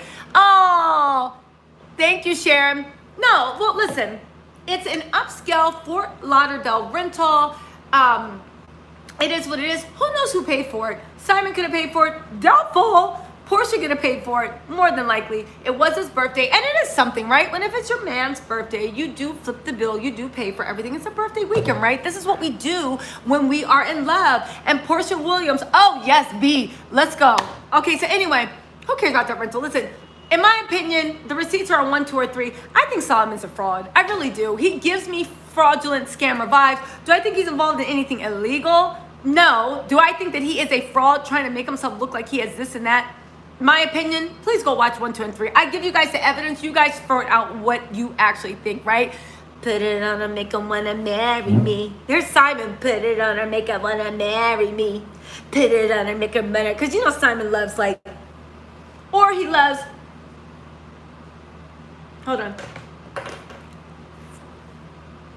And you know the weird thing about Simon is he loves looking into the camera because I think he thinks he has piercing gaze, and I think he's so in love with the way he looks. He loves looking. I don't think he realized he looks like a demon seat where he's in that camera like. I don't think he realized he looks like a demon seat. Anyway, y'all, let's talk about Real Housewives of Potomac, right? I just don't honestly think that he knows like what he actually looks like, right? I just don't think he realizes. But again, that's when delusion comes in because like, I guess because so many people think you have money, they continuously let you have these, I don't know. Listen, let's go into this, right? Do you like when I do da-da-da-da-da-da? Let's put some Afro beats, some copyright-free Afro beats and do Porsha and Simon dancing.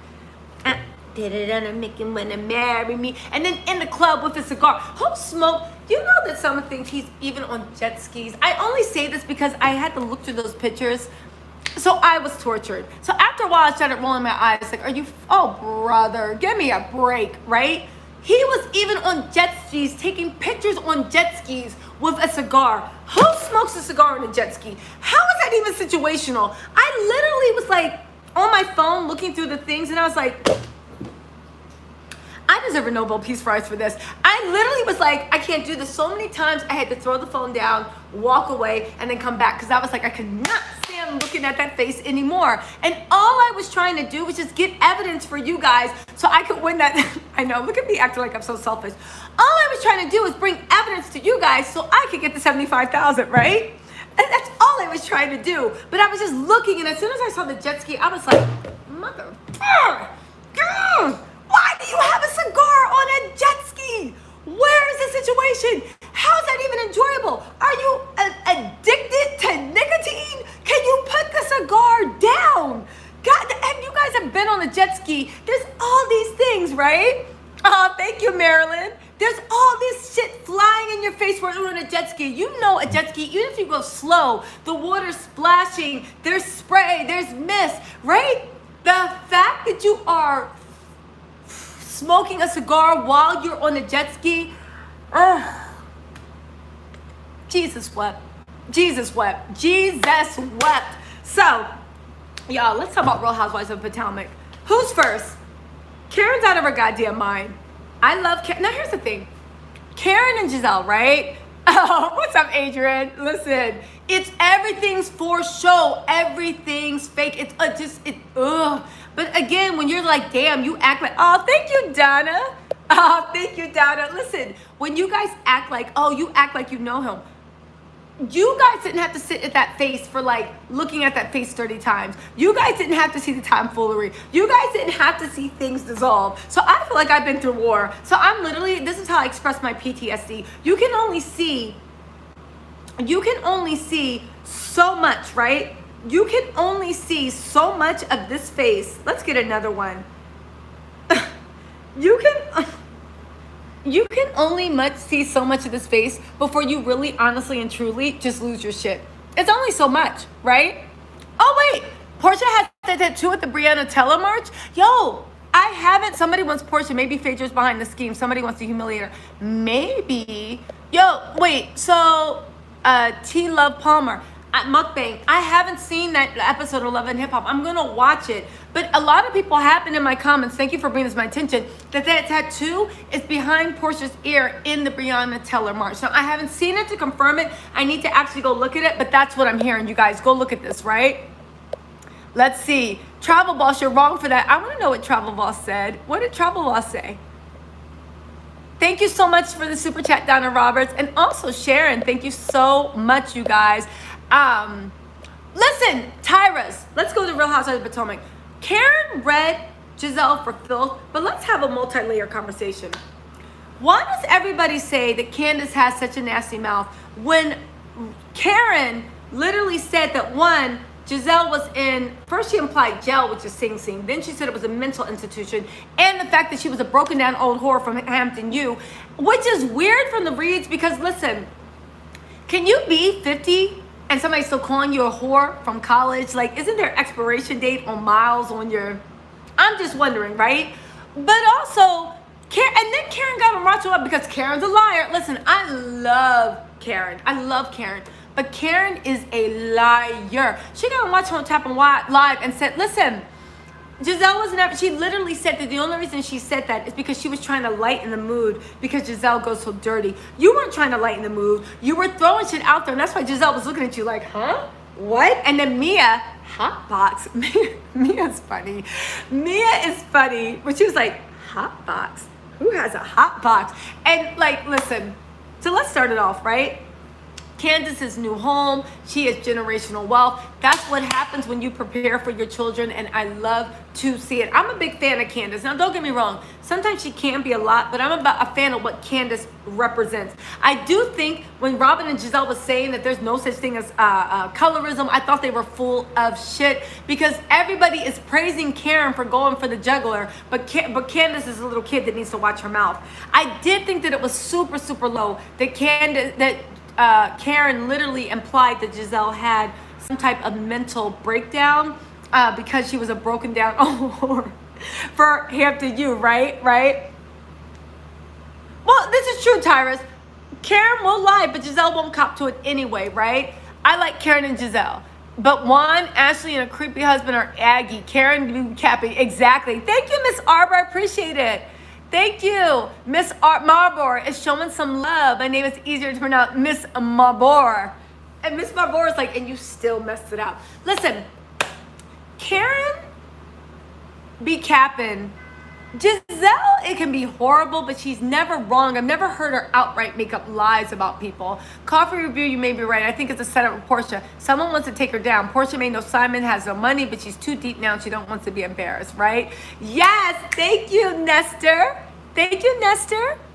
Listen, she did have a nervous breakdown after her husband cheated on you. Pat, but is that something to throw in somebody's face, a nervous breakdown? Like, again, you do what you need to when somebody's trying to reach you to filth. But how does everybody say that Candace deserved to be mollywopped and dragged across a wine bar or bar, be it as it may, but Karen can say this shit about Giselle? Would Giselle, because honestly, I would have mollywopped. Well, no, I wouldn't have. I'm talking shit. When I was 19, I would have mollywopped her. Now, and I'm like, bitch, no. Like, you're not, right? Took me too long to get these edges laid down, and I'm almost out of edge control, so no, right? Gazelle lied that Chris Samuels wasn't there. No, she didn't. She didn't lie. They were talking about making it a plotline because there were rumors. There were also rumors that Monique was cheating on Chris. Now, let me not repeat those rumors because obviously Chase is Chris's kid. But what was done in a producer meeting cannot be what was said in the street. Do you know what I'm saying? Giselle had a mental breakdown when she found out Jamal had kids on her. That's what Karen was referring to. Still very sad. Candace has a lot of mouth but runs and isn't about her. Y'all, you're not gonna convince me about Karen. Listen, I love Karen, but why can we not show Candace the same grace that Karen gives? What is Karen doesn't run? Karen last season literally went and left her own event and said she had reservations at KFC. Karen left her own event and said she had reservations at KFC. Karen left her own event and said she had reservations. Karen doesn't run. Karen lies literally all day. Now that said, I love Karen. I think she's very funny. I think she's very clever. I think she's very entertaining. I really do love Karen. And here's the thing. This vendetta she has against Giselle is getting old. I think it's a little bit mean, but then I had to go back 2 seasons ago and I said, but remember when Karen's dad and mom both had Alzheimer's and they died within a few months of each other, and Giselle and Robin and Ashley tortured Karen. Remember when that happened? They tortured Karen, and Karen literally almost had a nervous breakdown. So every time I remember that, I think, all right, Karen, I'm gonna let you go, because honestly, that is the type of beef that's for life and on site. Do you see what I'm saying? So even though Karen is a liar, I give her grace, because I'm like, Karen, I mean, what did Giselle and Robin? Did you really think she was gonna let that go? I wouldn't have let that go. But I don't understand why Candace doesn't get the same grace that Giselle and Karen get. And Ashley, because Ashley to me is the nastiest one out there, and she keeps hiding from Michael Darby. And Ashley, I think is getting pregnant so Michael doesn't have to touch her. I really do think that Ashley's getting pregnant so Michael doesn't have to touch her. And every season she is pregnant by Michael. Every season she starts off we're doing better than ever. And by the end of the season, she's crying. Her Michael having problems. It's all this stuff. I literally just scared myself. I forgot to close my phone, and when I looked to the side, this was smiling at me. That's why y'all saw me just jump. I was like, oh shit. But anyway, let me close my Instagram, right? But yeah, I really think that Ashley stays pregnant so Michael doesn't have to touch her. Now that Ashley has a second kid, oh, thank you, D. You said, I think the difference is Monique don't play, and Monique really doesn't go after people. However, Karen and Jill always at war. You know what? I disagree with you. Monique is really good at hiding her hands, but when she first got there, remember when she invited Sherman's ex to the show? Remember that? Remember when she went a full-on assault against Giselle? Remember when she tried to do some shit to Charisse? Monique takes her shots. She's just good at hiding her hands. But I do believe that Monique goes after you, but she doesn't do it like, she doesn't do a full court press. Who's Jon Snow? Yeah, behind closed doors. Remember when Robin was like, yo, you sent bloggers after me. And Monique was like, what? You can tell when Monique's lying because she always says this. What? I wouldn't even do that. Every time she gets this look on her face, I'm like, that's your tell. That's how you know you're lying, right? And she's like, bloggers? I'm had to pay bloggers. What is she talking about? And then by the end of the reunion, she was like, I don't know any bloggers. I don't pay bloggers. And she was like, you run that fan site. And she's like, I don't run that fan site. And then she admitted by the end of the reunion that her brother ran the front site. Her brother that she employs that works for her runs the fan site. Monique, get out of here. You ain't got to lie to kick it. You ain't got to Simon Guobadia us. You ain't got to lie to kick it. That was some shit, right? Yes. Okay, so let's see what everybody's saying, right? Yes, everybody go to Red Lipstick Hustler. Check out those lipsticks. She will hook you up, and they come with matching liner, and they are so gorgeous and beautiful. I'm about to order some, and I'm gonna do a review on here. Probably I'll do my makeup while I'm getting dressed, right? Right? Listen, they know each other's skeletons, right? Candace is spoiled, and the other ladies have worked to acquire their wealth, so they may not see Candace as an equal. Who worked to acquire their wealth? Who worked to acquire their wealth? Giselle, what wealth, right? Who else? Giselle got her come up when she got on the Real Housewives of Potomac. Now she's making money, so she bought her house. Who? Robin, behind her, Juan's back, invested money, and that's how they lost it. Who? Karen was a woman. Karen didn't come into her own until Real Housewives of Potomac too. Who? Ashley Darby. Ashley Darby is dating someone even more disgusting than Simon Guobadia, and that is hard to fucking do. Let me tell you. Ashley's dating somebody more disgusting than Simon Guobadia. Let that marinate. Ashley Darby is dating someone more disgusting than Simon Guobadia. Let that sink in. So who had wealth?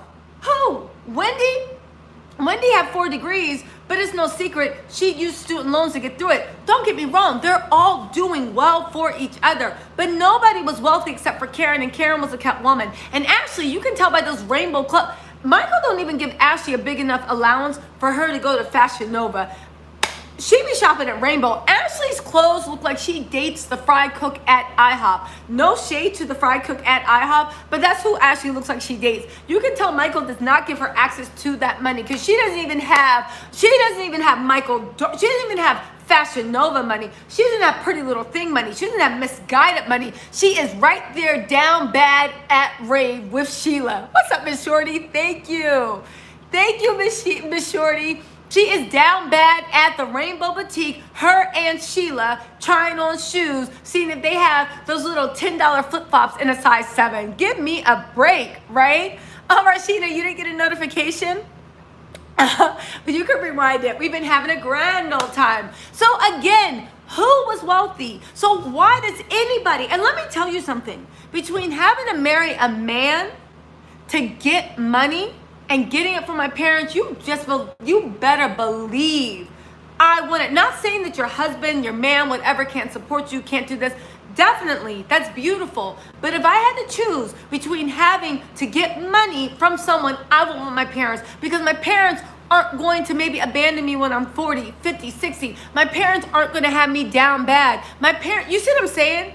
Like, why is it acceptable that you can get money from a man, but your parents, whose sole purpose is to provide for you, can't enrich your lives? Y'all crazy. Robin suppressed love Monique, but I think there was something to that cheating story. Karen's full of shit sometimes, but she grew on me. I still don't feel bad for Giselle. Ashley's Michael's beard. Yo, that was a word, Tyra's World. Yeah, I definitely didn't forget about Monique deleting that footage. It's the reason Ashley wrote that character statement. I also think that Ashley wrote that character statement for Monique because she doesn't like Candace. I think that she actually is jealous of Candace. Why? She has to kiss Michael every night. She has to let him impregnate her. The babies look like him. Dean looks like Michael's face on Ashley's head shape. You know? All babies are cute. All babies are cute. All babies are cute. What I am saying is, Ashley, and Michael doesn't give Ashley an easy way to go. Michael, remember when he made her sign a new prenup? Remember when he kicked her out to an apartment in the middle of Maryland, in the middle of anywhere? Remember when he humiliated her and said that he doesn't want to have a kid with her because he's afraid that she's going to raise the kid like her mom raised her, and he said that on national TV? Michael humiliates Ashley, right? And Ashley does it because she's with Michael for money. Even the way when Ashley was on Save Yes to the Dress. Did you know that? Ashley was on Say Yes to the Dress. I'm going to show you. And Ashley, when she was on Say, she looked like by Michael letting her shop in Rainbow, she made her come up. Hold on. Ashley Darby, say yes to the dress. Say yes to the dress. Where's she at? Oh, they might have taken it down. They might have taken it down. She was on Say Yes to the Dress, and all she kept saying is, I'm marrying Michael Darby. She was so proud to be marrying Michael Darby. But Michael does not make things easy for Ashley. Candace has a husband that loves her, that cooks for her, that rubs her feet, that defends her, does not put her down. Candace doesn't need to be, Candace married for love. Candace married for love. Ashley did not have that luxury. I believe Giselle married for love, right? But there was an imbalance in power dynamic. Ray and Karen might have married for love, but there was an imbalance in power. The men lorded that power, right? The men lorded that power over them. Ray still with Karen, but there's shit Giselle's about to say. Jamal lorded power over Giselle, and you saw the way he dogged her out. Juan lorded power over Robin, out cheating left and right. Robin's trying to hold it. Candace is the only person, yes, with Miss Sheila, but let's not forget her stepmother, her stepdad got coin, and her real dad got money. Her family, she is covered in the blood of Jesus, and she is blessed and highly favored. She never has to let any man kiss her butt. And the minute Chris starts acting up, the only thing she needs to do is worry about how she's going to dry her tears. She doesn't have to worry about rent. She doesn't have to worry about how she's going to take care of herself. She doesn't have to worry about anything. She literally is there only because he treats her there, and she wants to be there. I think that's a beautiful thing. I think that's the goal for all your daughters. For me, but I think that's the goal, to be someplace where you are simply there because you want to be there, you know? Listen, Robin family does have coin. I'll give it to you, but Robin's family doesn't like Juan because of the way Juan treated Robin for so long. So it's one of those things that, yeah, her family, but you see the power imbalance. True, Robin's family does have coin, but you see that Robin and Juan, they have other issues, right? But again, Robin's only there because she wants to be there, right? Karen put up with Ray's bullshit for a while. Ashley 100% is there because she has no other choice. You feel what I'm saying? Wait, I think Candace don't even trust her husband because she makes him use a condom. I like Chris too. Yeah, I think their marriage is cute. Listen, Marilyn Love, if you are serious about not, birth control doesn't always, honestly, there's a lot of women that can't take birth control. I don't like birth control, right? The hormones and stuff. A lot of my friends, the hormones mess them up. Candace could really be into something. I don't want to take birth control. If you don't want to take birth control and you don't want to get pregnant, the next thing is, like, what else? Like, there's only so many methods. I don't look at that. I mean, granted, it's a little bit odd, but not really. But this is how much that Candace has power in the relationship. That she's just like, I'm not taking birth control. I'm not doing the morning after pill. I suggest you go and get a triple pack of Magnums. I'll see you when you get back. Do you want this or not? So I like that. Listen, I love trust fund baby. Yes, Candace married for love, and that is what I hope everybody will have the luxury of doing. Marrying for love, because it's a different type of freedom when, listen, marrying for love doesn't mean you won't get hurt. It doesn't mean you won't get dogged out. It doesn't mean somebody won't make a fool of you. It does mean that when you want to cut those strings, the only thing you got to worry about is how you feel. It's a whole different level when you got to worry about the bills behind it. It's a whole different level of misery and heartbreak. I hope nobody ever experiences it, but it's a whole, I've seen it when I was younger. I experienced it. When somebody has the money, it's a whole different level of heartache, right? You know what I'm saying? Listen, it's a whole, and I hope nobody, no, but that's the thing. Here's the thing. I don't know if Candace is the breadwinner. I think that Candace has that Real Housewives of Potomac check, so she's definitely making more than Chris right now and whatnot, but Chris does okay too. But again, the dynamics, if the woman wants to be the breadwinner and the man doesn't, but Chris actually has cooking classes, he has stuff invested. Chris isn't a bum. Oh, and don't forget what Miss Dorothy said, and Miss Dorothy doesn't lie. She said that Chris actually comes from a very prominent, well-to-do family. Chris is doing his own thing with the whole thing, but Chris isn't a bum. He comes from a family with money too. But you know what they say about when you're trying to make that intergenerational wealth? You're not just marrying that person, you're marrying their family. Candace made sure that she chose, even though Chris might not be a millionaire, your family has a nice name. If we were to have kids, the kids will be enveloped in that whole like trust fund baby, upper middle class lifestyle. You feel what I'm saying? Yes, Juan didn't get over Robin losing his money, but Juan was cheating on Robin before he lost the money. You feel what I'm saying? Quiet as it's kept. Maybe Robin was trying to flip that money so she could leave. Juan was always cheating on Robin. Remember when Robin said she felt depression because he would be gone and he'd be doing this and he'd be doing that? Ashley can't spend her husband's money. He's not playing that. She just wants to be there because she grew up poor. She's touched and likes men. Let me tell you something.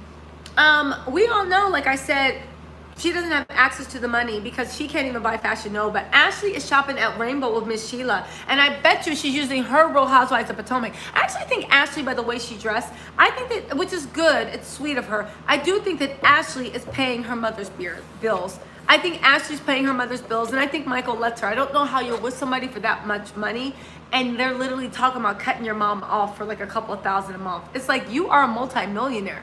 You see what I'm saying? It's just odd to me, right?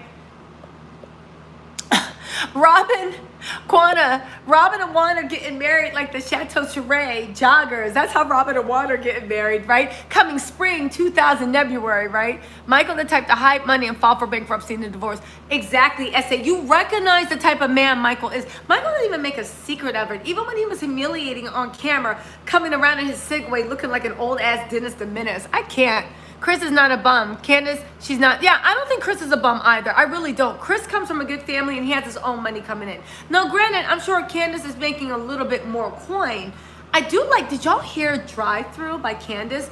Candace actually might become a real singer. That single actually sounds really, really good. Did you see it? It sounds really, really good. Candace actually might be the first Real Housewives to actually become like a legitimate singer or get like a little bit of shine, right? Remember? Listen, Kimmy, Candace is a brat, and I aspire for all black women to have the chance to be protected and anointed and to be a brat. I aspire for that. I aspire for that. I aspire for that. I aspire for you to feel so entitled and get so much that you can get whatever you want, that you feel entitled to everything when you want it, how you want it. In our communities, we need more of that. We need, and forget about it. All women need more, but especially in our communities, we need more. I'm sick of this strong black woman stereotype. I want all the women, but especially black women, to feel so comfortable and so protected that they feel they can just float in their feminine. And they can be brats, they can be damsels in distress, they can be stuck up, they can be entitled. Yes, all of it, because that's what they deserve, right? Quana, that's right. Quana said, I'm a brat and proud. Brat too. But I became a brat later in life, right? And proud. I understand Ashley's mom was struggling, but she definitely treated her like trash for not paying her bills. It wasn't right. Yeah, I agree with that. But honestly, if my mom couldn't pay her rent, and I was married to somebody of means, I would make sure that if I didn't have him paying the rent, I would get a job and my money would go to my mom. You know what I'm saying? Yeah, it was a little bit of entitlement and whatnot. It was, but it's your mom. If you don't cut your mom off, what else are you supposed to do except for pay the bills? You see what I'm saying? It's like your mom. It's your mom, right? It's your mom. You know what's the funny thing about feminism and intersectional feminism? Because traditionally the roles of white women, they wanted to keep them barefoot and pregnant in the house. White women, white feminism was fighting to get out in the workforce because that's what's being. Black women from the beginning of time in this country have been forced to leave their kids and go out and work. Black women, intersectional feminists, we're actually fighting to stay in the house. And if we want to be mothers, if we want to be mothers, if we want to be pampered, if we want to be this, why not? Why not? Feminism is not the right to pay your own bills and argue with men. Do all that. Definitely. But true feminism to me is if I want to be a whore, I can be a whore. If I want to be an astronaut, I can be an astronaut. If I want to be a housewife and raise my kids, I can be a housewife. Look at Toya. Toya got 2 little boys. They live in that big house. Eugene is happy to be the provider. But all the doctors are married to medicine think it's some type of drag to be like, Toya don't even work. Toya don't even work. I want to see more carefree Black mothers that are there helping their kids with homework, doing this, doing that, cooking dinner, being loving moms, and then while the kids are at school, drinking champagne and playing tennis. I want to see that. Maybe there wouldn't be so many, I'm not going to say it. I will say it. Maybe if there could be more, how do I say this without like messing up the nuance? Because there's layers. But maybe what we need are more single mothers that don't have financial burdens so they can actually be more gentle and more sweet with their children. And I'm not trying to say just single mothers. Maybe, because it's not. Even regular mothers are stressed out. Maybe we need to start letting women rest in their feminine so that they can truly give that divine, nurturing, feminine energy to their children. Because that's the thing people don't realize. When you're stressing out the mom, when you're dogging out the mom, when you're doing all this, the kids do feel it, whether the mom wants the kids to feel it or not. You know what I'm saying? Maybe that's what we need. Maybe that's what we should be moving toward. Not, oh, you need to get up and work. It's like the way even Chris's mom told Monique, I worked, I raised all the kids, but why is that something to applaud? The fact that you worked and you weren't there for your own kids when they came home. Why? If you can rest in your feminine and truly be what it means to be the divine feminine mother, to give life, to nurture life, to raise life, why do we keep putting on the shoulders that you have to be a breadwinner too? Fuck that. No. Likewise, I am down for the cause of if a man is willing, oh, D.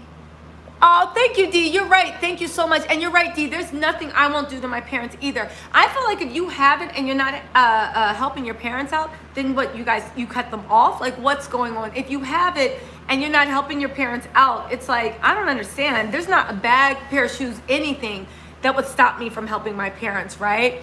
That's right, Regina. Roll call for spoiled, rotten people. Regina, spoiled, rotten, right? Right? I'm just saying, right? Listen, Chris' mom was a whole nother story, but now that we know more about Monique, was she wrong? Did she lie? She saw something we didn't see. But back to Monique, literally, when I looked at Chris' mom, I was like, why is it such a thing that you raised 13 kids and went to work? That's not a brag. That's actually a sad tell. And I did appreciate the fact that with Chris, that he's like, I saw my mama struggle, so I'm gonna make sure Monique's a housewife. Now, he's going a little bit too far, right? He's going a little bit too far, but you get my point, right? That's right, dope since 1986. I'm a Black stay-at-home mom and my husband provides for us. I love it and I wouldn't trade it for the world. That's wrong, right? Yeah, exactly, Kimmy. She wasn't wrong, but she was hilarious, right? Robin cheated on her husband with an accountant and was going to run off with him and wants money. That is why he won't forgive Robin. The accountant killed himself for Robin. Word on the street. Rewind. I'm cutting this out. Coffee. Don't be. Coffee. You guys, that is not true. That's not what happened. The accountant made a bad investment. Who just got, oh, thank you, Reggie. Remember when Jocelyn was randomly on Married to Medicine giving Toya shit about her taxes and calling her a mom with a job? calling being a mom a job? Yes.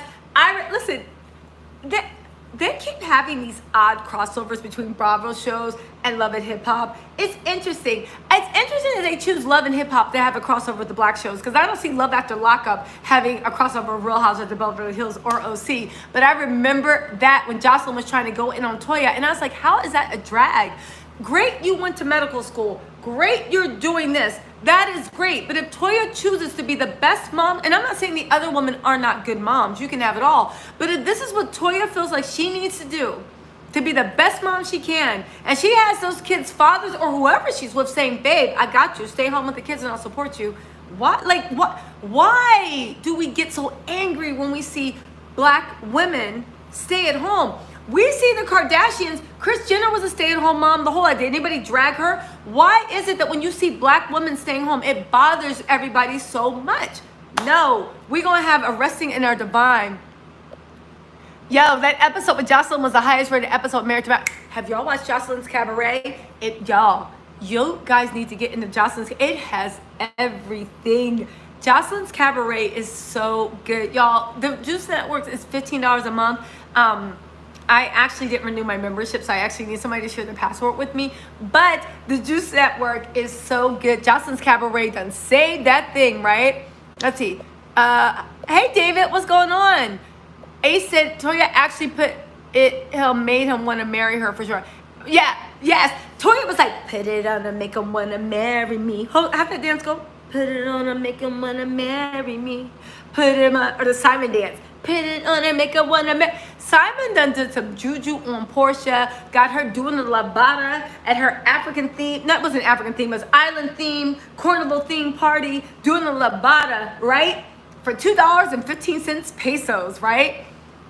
You said, where's the evidence T'Challa is gone? We have Monique's word, right? You went to Trader Joe's, got grocery, and T says, still telling. That's right, Manira. You know what it is. You know what it is. Listen, it's not gold, but this is what, let me tell you something. To each their own. I've realized also when it comes to diaspora, when it comes to us, a lot of people in our culture, we don't realize that these arguments we have over what's gold digging and what's not gold digging is literally a class issue. It is. Because traditionally racism, let me break this down for you guys, right? Oh, thank you, Manera. What'd you get from Trader Joe's? Yo, try the chili spice pineapples from Trader Joe's. They taste better than pineapple now and laters. If you are a fan of pineapple now and laters, in the dried fruit section of Trader Joe's, they have chili spiced pineapple. Not the mangoes, those are good. Get the pineapples, the dried ones, they taste like candy, right? Right? But here's the thing, right? Here is the thing. Are you serious? You cannot be serious. Girl, you see these nappy edges. You better stop playing. So listen, here's the thing, right? Here's the thing, right? Do y'all think this is lace front? No, y'all. This is my edge control that's flaking up. I'm out of the regular edge control I use, so I got a different one. But if I move around too much and start sweating, it starts flaking up. I wouldn't go out the house like this, but this is YouTube, so y'all gonna get this work. So yeah, that's my edge control. I wish I knew the brand. Don't ever try to use it because it sucks, right? It sucks, right? Listen. Oh, so back to what I was saying about the in African American neighborhoods, right? Because of racism, we weren't allowed to move out. So you would look at white communities and there was a rich neighborhood, a poor neighborhood, this and that. In most of the time historically, the black people all had to live in the same neighborhood. So you would see a middle class house, a mansion, and a crack house all in the same block, right? That's what it is when it's in the African American community. There's no shade in that. The thing is, in order to evolve in the income bracket, like has to matter like. So if you're middle class, right, you cannot marry someone that looks at IHOP because your kids might actually be in that socioeconomic. Like equals like. Middle class people hang with middle class people. Rich people hang with rich people. That's all that stuff. Now, I will say that because of the way our unique thing is in the black community, it is very common that somebody that makes 6-7 figures lives and knows somebody that makes 5 figures, right? 4 figures. That is fine. I'm not shading anyone. What I'm saying is sometimes when you're arguing about what's acceptable or not, you're arguing with someone that can't really do it. Arguing with someone that can't even pay their own bills about whether you can be a stay-at-home mom is a little crazy because of course you can't. They need your income too. You guys both need to work in order for you guys to be able to raise kids, and there's nothing wrong with that. Just like it's a completely different conversation about whether if you're dating a multimillionaire, whether you should have be shopping at Rainbow or whether you can at least go to Bloomingdale's. Do you see what I'm saying? It's different strokes for different folks, and I think sometimes we forget that you're arguing with someone that's saying, oh, it's $150 a date? But you're arguing with somebody with $150 might be a quarter of what they make for the week. Likewise, how does somebody treat you when you're making like you add 6 zeros? Again, I'm not shading anything. I'm just saying a lot of the arguments we have in our community, I think are class issues. You know what I'm saying? And on Twitter, everybody wants to play like they're rich. So you're arguing with people that can't imagine spending 1/4 of what they made on a dinner. Do you see what I'm saying? So anyway, right. Listen. It is all cute until they're divorced. The majority of my white neighbors did not work, and now they're divorced and had to go to work and had to sell their homes. Listen, she thinks clearly. You might be right. I'm not saying what's right or what's wrong. I am saying that as black women or any woman, we all deserve that choice. We do. Just like men if they want to. They deserve the choice. Do they want to stay home? Do they want to raise the kids? Find yourself a woman that's just like, I'll go make the money. You stay home and be Mr. Mom. Everyone deserves that choice, but definitely because we live in a patriarchal society and because women, hey D, black code mandated black women must work. Found it, yes, speak it D, thank you for the super chat. Black code mandated black women must work, founded due to black soldiers sending money home so wife can stay home. Racists passed law banning women at home. Yes, the woman only found it in South Carolina. Let me go into black code even more. You know what they did? Because the women were hiding because they didn't want to go work. They'd rather live off of that money that the soldiers sent home. That's why they tried to not pay black soldiers, because they're sitting at home, and now these women won't be domestic servants. They used to make women carry cards around that at any time a cop could stop you and be like, who do you work for? And while the black women were working, they got paid slave labor, they got raped, they got molested, they got fondled. All these things happened. All because black women were not allowed to stay there. I don't care, I don't care, I don't care. My mom taught me enough about my history. It is a woman's right, and we live in a patriarchal society, that if you want to stay home and raise the children, you should be given that grace. And if your husband agrees with it, of course, but the fact that there are women outside of you trying to shame you, again, maybe it's not the best move. Maybe you can't depend on a man. Maybe you will lose everything, but you should still have that choice of what you want to do. Thank you so much, Dee, for telling us about Black Code. Y'all, listen to Black Codes, right? Listen to. Sandra said, I went to an African salon. Most of the stylists talked their native language. My stylist answered the phone loudly. The talk was about Kwanzaa. She said, we the real Africans, as to say ADS is not real. Well, yeah, listen, Tyra, if a man wants to be a caretaker, go on and be a caretaker. But we should literally free ourselves from these binds of the patriarchal society, because that same patriarchal society tells men that they can't stay home and be cool with their kids, right? How many men, when their children are born, actually want to be there for the first couple of months and want to bond with the child, but they're not even given that option, you know? Men should be able to stay home too. I don't want kids, and I want a man like that. And let's see, class and money is not the same. Some people with money don't have class. Some people without money.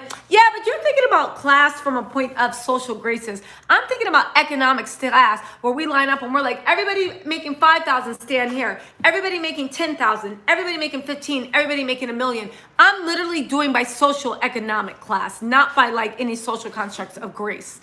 You see what I'm saying, right?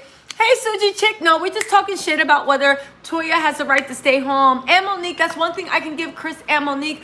I like the fact that Monique was a stay-at-home mom. I like the fact that she showed that. Now, she, to me, proved to be batshit crazy. However, I did like her little intro story, you know? Let's see. Let me tell you something, right? Now, and we were talking about Black Code. You need to read about that, where Black women were not allowed to stay home and work. It was literally like them forcing slavery again, that you were not. And so women would hide in the house all day. And they tried to cut off payments to the Black veterans so they couldn't send money home to their wives to live, because there was literally articles in the paper where they were saying, this is why we're doing Black Code, because we don't have anybody to raise our children and clean our houses, because the women are living off of the money their men send them. It's crazy. Yeah, Google it, Morgan. Black Code is, when you think about all the things, look, let's change the subject because I don't want to get too deep, right? But when you think about all the things that have happened in this country to us, yeah, right? Yeah. So anyway, listen, Black Code, it's called Black Code. Yeah, it's called Black Code. Chris kept on trying to tell Monique that she should stay at home and keep it. Well, listen, this is where it gets tricky. Because if somebody is trying to force you to stay home and you don't want to, that's when but this is my whole thing of feminism. I want to be a stripper, I can be a stripper. I can be an astronaut, I want to sleep around, I can sleep around. I want to be a housewife. I have the autonomy to be whatever I want. I want to be a career woman that has 6 nannies, 1 for each child. I can do that. That's the true point of feminism to me. I can do what I want, how I want, when I want. And even if y'all don't believe in female, I'm still going to do what I want, how I want, when I want, right? That's it, right? What do I think of Wendy's tweaks? Yo, Wendy's interesting in the fact that I like Wendy. And she's really beautiful, super smart, obviously. Great family, great mother. A lot of things I admire about her. Very witty, very smart. She can see through the bullshit. Wendy is very interesting to me, though, in the fact that she's playing these odd games, right? So she's detailing that she had her chest done. And then she asks Maya, well, what'd you have done? And Maya's like, oh, I had this, I had this, I had that. Maya's like, listen, this whole body is filled up with Play-Doh and Jiffy Lube. Respect the work, right? And I was like, listen, all I need is somebody to be honest with me. You can tell me the worst thing, but as long as you're honest, I'm like, oh, all right, cool. It makes sense, right? But the fact that she was like, oh, well, I didn't have all that. You guys both went to the chop shop. Like, what's the difference? Now we're playing who had less work done. You guys both went to the chop shop. And then the way she wouldn't admit she had her butt done, but then she's like, no, I wanted, well, I got that one. She's like, I want to rebuild it in my own time. I get that. Wendy wanted to show off. She was very happy. I do honestly feel, do what makes you happy. Change your whole body if that makes you happy. Wendy's obviously wanted to do that for a while. Listen, I do think it was odd that she didn't want to admit to anything until Maya did, because again, maybe some people, like, even though you have plastic surgery, they want to act like they were born with it, which is weird. Like, just say you had the plastic surgery, right? Listen, Ashley and Michael do a lot of stuff. Michael don't listen to no one. Production cuts their stuff. They got them as a loving, wonderful couple. They allow Ashley to take her baby to adult events. Listen, Michael does so much stuff. Remember that last scene where he was going ham at Juan's engagement party and they still let him stay? Michael has touched, allegedly, from what we've seen with the court papers, been accused of touching the cameraman's butt. He literally was trying to go on a boys' week and let me stop with Michael. Michael is a hot ass mess, but Ashley stands by her man. I honestly think that Michael is Ashley's blind spot. I do think that they have like she has a father relationship with Ashley. It's very right? Wait, why do you think Mia's over 40? Mia said she was 36 or 38. You don't think Mia's 36 or 38? She looks like she's 35 to me. Oh, okay, so she did admit. Monique did Charisse very dirty. She befriended all her friends, and Charisse said, listen, Monique's a social climber. She is what she is. She's a social climber. She is what she is. The only thing is with being a social climber, you can't do that shit on TV because everybody sees you social climbing. Do you see what I'm saying? Everybody sees how fake you are. But Monique's a social climber. Who else are we into? Hold on. Monique did Charisse dirty. I believe Maya's 36. Y'all don't think she looks 36? I think she does. Listen, Maya had that thing done, or maybe that's her jaw. But you know how like people are getting that Instagram jaw? Google it. I'll show you. It ages people. I'll show you pictures. It's called the Instagram jaw that they're getting, and it ages people. I think that's why Maya looks old, because she has that Instagram jaw. Where is it at? Like everybody's trying to get like that Instagram jaw where it's like very strong. Like you see this girl right here? Like they want like those strong bones. For some reason they want that. So Maya's trying to get that Instagram jaw, but the Instagram jaw actually does age you. Do you know what I'm saying? So that's why Maya probably looks, but I don't know, right? Yeah, I think she did the Black China jaw. I think because she was saying she did all this stuff, and she looks like she has the Instagram jaw. So God, it's getting cold in here. Let's see.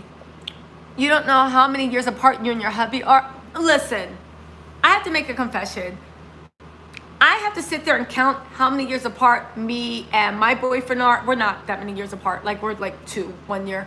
But with my little like cousin, I have to count how far apart I am with people. So I understand, Mia, that when somebody asks me something, it's like somebody asking me, how old is your mom or your dad? I'm like, wait, hold up. What year were they born? Shit. So I get that. And if she's been with her husband for a while and she's not used to people asking, if it's not on her head a lot about how many years apart she was, I could see. And also, I'm the type of person where I forget my birthdays.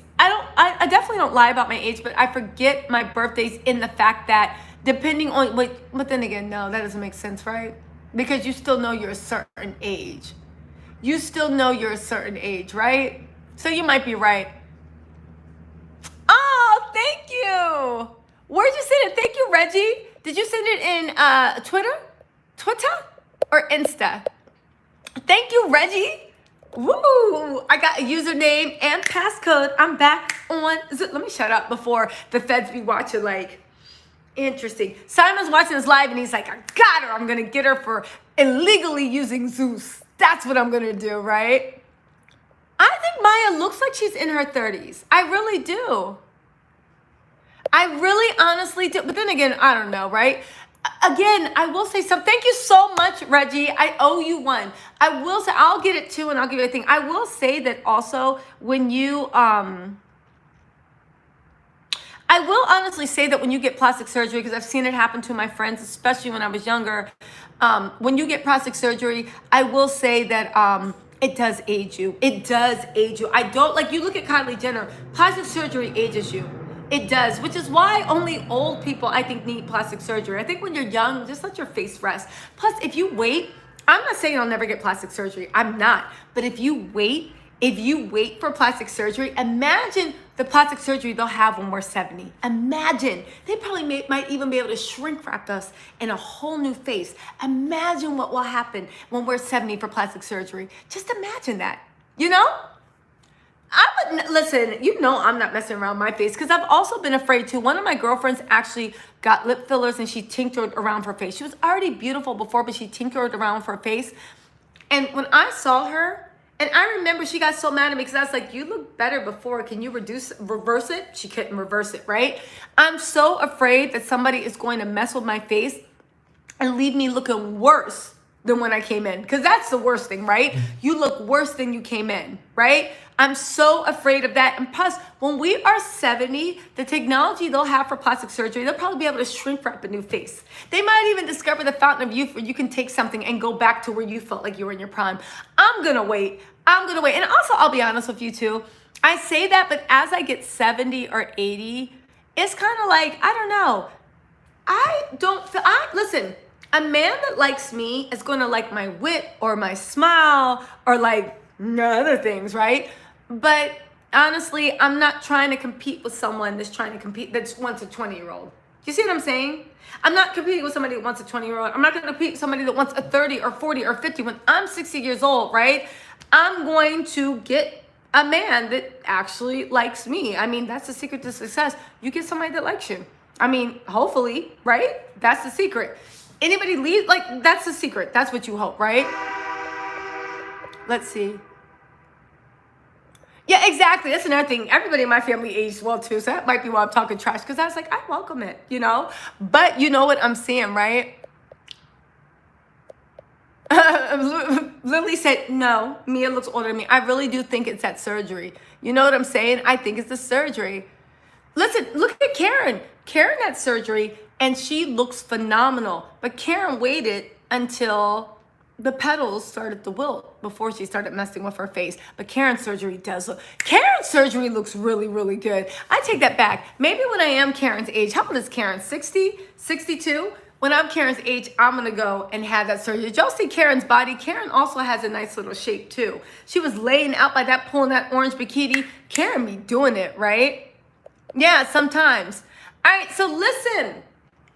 Y'all, this live was fantastic. I got to get out of here. Reggie, so much. Thank you for that Zeus username. And I will see you guys. I think I'm going to go live again on Friday. I'll see you guys on Friday. And I'm going to post an update. Maybe I'm going to post a video tomorrow, right? We didn't do a Real Housewives of Potomac review. So maybe I'll actually do the review and post it for you guys so we can have a kiki. But the first episode, did y'all think the first episode was good? I thought the first episode was kind of dry. Like all Bravo. It was good, but it didn't give me anything to really sink into. I was just like, okay, whatever, that's good, right?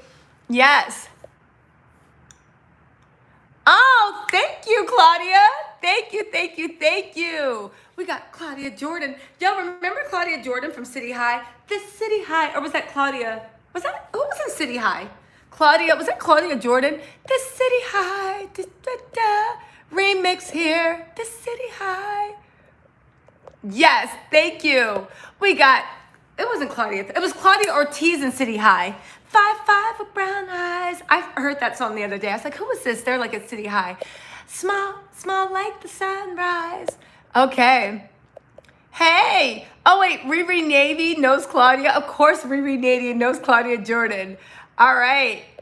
Yeah, exactly. You're welcome. You guys, I will see y'all tomorrow. Or actually, I'll see you guys Friday. I'll post a live. We're going to do another live. It's going to be more exciting. And I'm going to post maybe a review of something. All right? Oh, do you guys want merch? Do you guys want merch? Do you? Yo, speaking of Claudia Jordan, right? Yo, I wish Claudia Jordan was in this chat. Remember, I was watching Old School. Claudia was the first one that told us about Porsha, but remember when Claudia said, when you were my age, you had edges. That was the biggest mistake that Real Housewives of Atlanta ever made, letting Claudia go because they didn't want Kenya to have an alliance. Claudia was reality TV gold, but I respected the fact that Claudia was like, y'all not chasing after me for that shit. You don't want to offer me a contract, and she went and got a job at This Nation, right? Claudia was perfect. She had everything you wanted. Razor start with, super gorgeous, a girl's girl, down for the fun, and she could spar, and she was not afraid of Nene. I loved Claudia. Claudia was woo. All right. Oh, we could do allegedly shirts, right? Yes, I miss Claudia. We can do allegedly shirts, or we can do a don't Simon Guobadia me. Right? She was smart, she was funny, but she was also a girl's girl, and I like the side she bought out of Kenya. She was super loyal to Kenya, which is probably why they pushed her off the show, but I really, really did like Claudia. Yeah, they need her back. I loved me some Claudia. Loved her, right? Wait, Claudia Jordan, this Claudia Jordan. Who did you forward it to that was in the know and they were impressed? It doesn't matter. Inbox me on DM on Twitter or Instagram. Anyway, Claudia did have the best comebacks in the world. Do a Simon shirt. Don't sign it. Don't Simon Guobadia me. Don't you Guobadia me. Simon wants to become world famous. Bitch, we gonna make you a star. We gonna make you a star in this merch. You wanna be famous? Ask and you shall receive. No, I am going to put up some merch. I think that'll be good. You guys have given me a few really good ideas, but I'm literally going to, Kenya's Designs, hairstyle, makeup tutorials. Y'all, make sure you follow Kenya's Designs, makeup and hair tutorial, and also Lily the Hustler.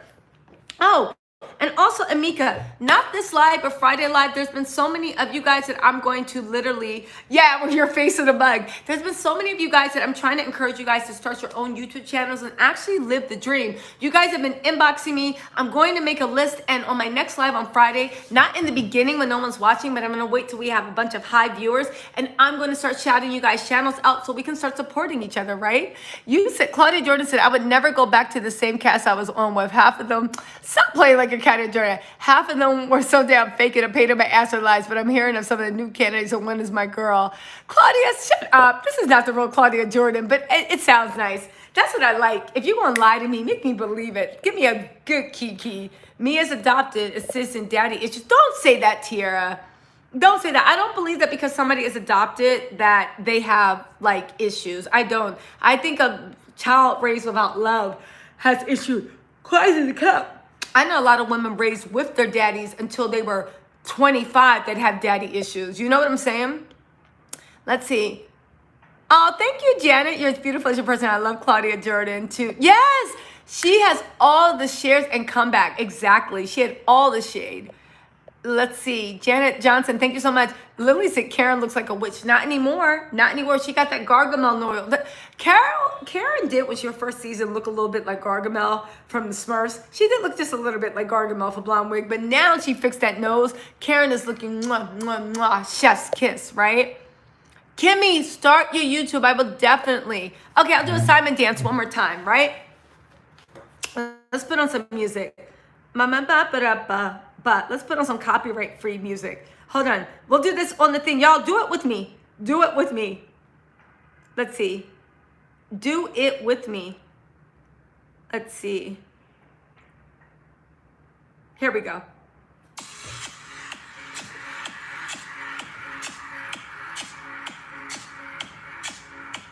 Hold on. Napkins.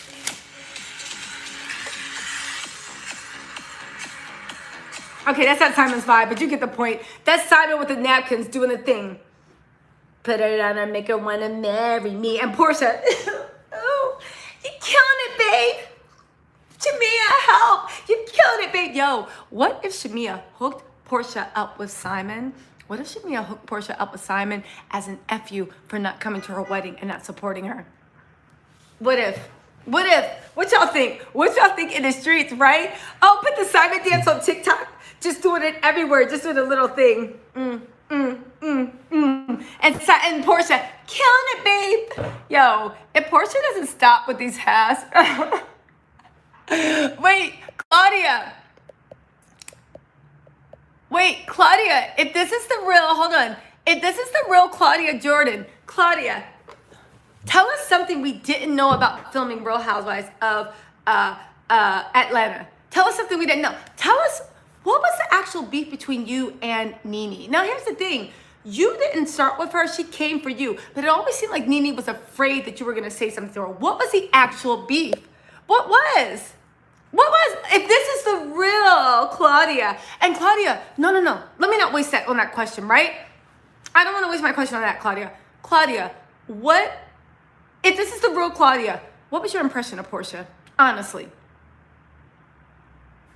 NeNe was scared of Claudia. She was scared of Claudia. I think that's why she, and you know, every time NeNe was afraid of someone, she met them with aggression, right? Every single time NeNe was afraid, she met them with aggression, which is why she came so hard. And Claudia was always looking at her like, when you were my age, you had edges.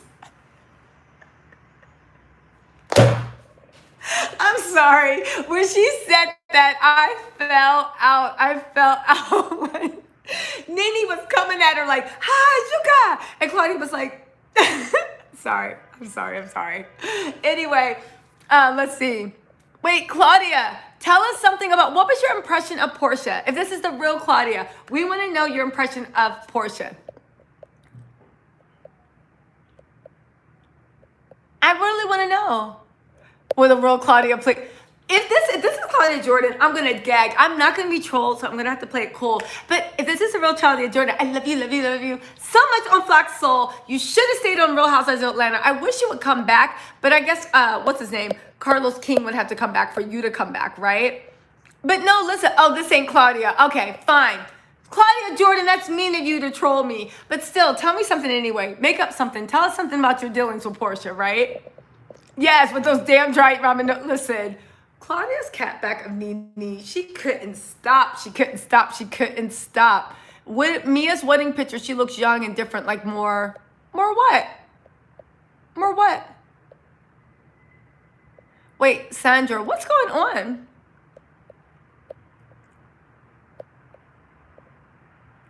Well, anyway, Claudia, come tell us something about Porsha. Come on, we're not going to say it. Just you, me, and 600 of our closest friends. Share, Claudia. Share. NeNe was jealous. She pissed me off when she spoke on being biracial. I'm biracial. I still... Listen. NeNe was just talking out her ass. She did not know. NeNe, that whole... I'm not even going to go down that whole biracial thing. Now, spoiler alert, y'all. Of course, I'm not biracial. But every time somebody tries to cut me down, they try to call me biracial. I was about to start using... You know that Joanne, the scammer gift where Joanne's like, because I'm white and better than you. Do you guys remember the Joanne scammer when he did that? That's going to be my new clap back for that. All right. So, y'all. All right. Listen, I'm out of here. Thank you. Yes, I know it's not. It's the real me. I just tweeted about her, my official Twitter, LOL. And y'all think it's not really me. Go to my IG story and I'll send y'all a little message. I'm going to do it. Because I like, you know my curious mind. I'm going to do it. Let's see. No. No. No. No. No. No. No. No. No. I did to your IG. Don't see it. Don't see it. Send a special message. Check her tweets. Yes, I did what? Wait, hold on. Let's see. I'm on Claudia's thing. I don't see anything. I just see the Fox Soul. No, I don't see.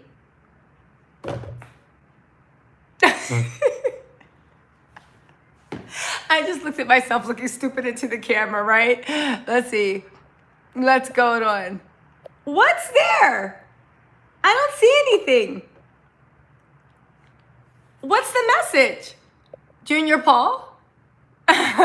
Junior Paul is still trying to help me play it. I'm just like, literally like, I don't see anything. This reminds me of when I was a kid and kids would always get over on me. Hold on really quick.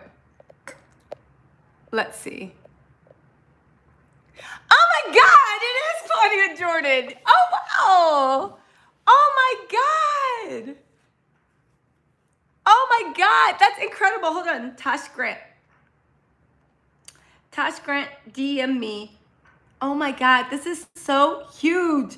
Wait. Oh, my God. Claudia, can you send my video to Kenya? Do you mind doing that? I would love that. Oh my God. Oh my God.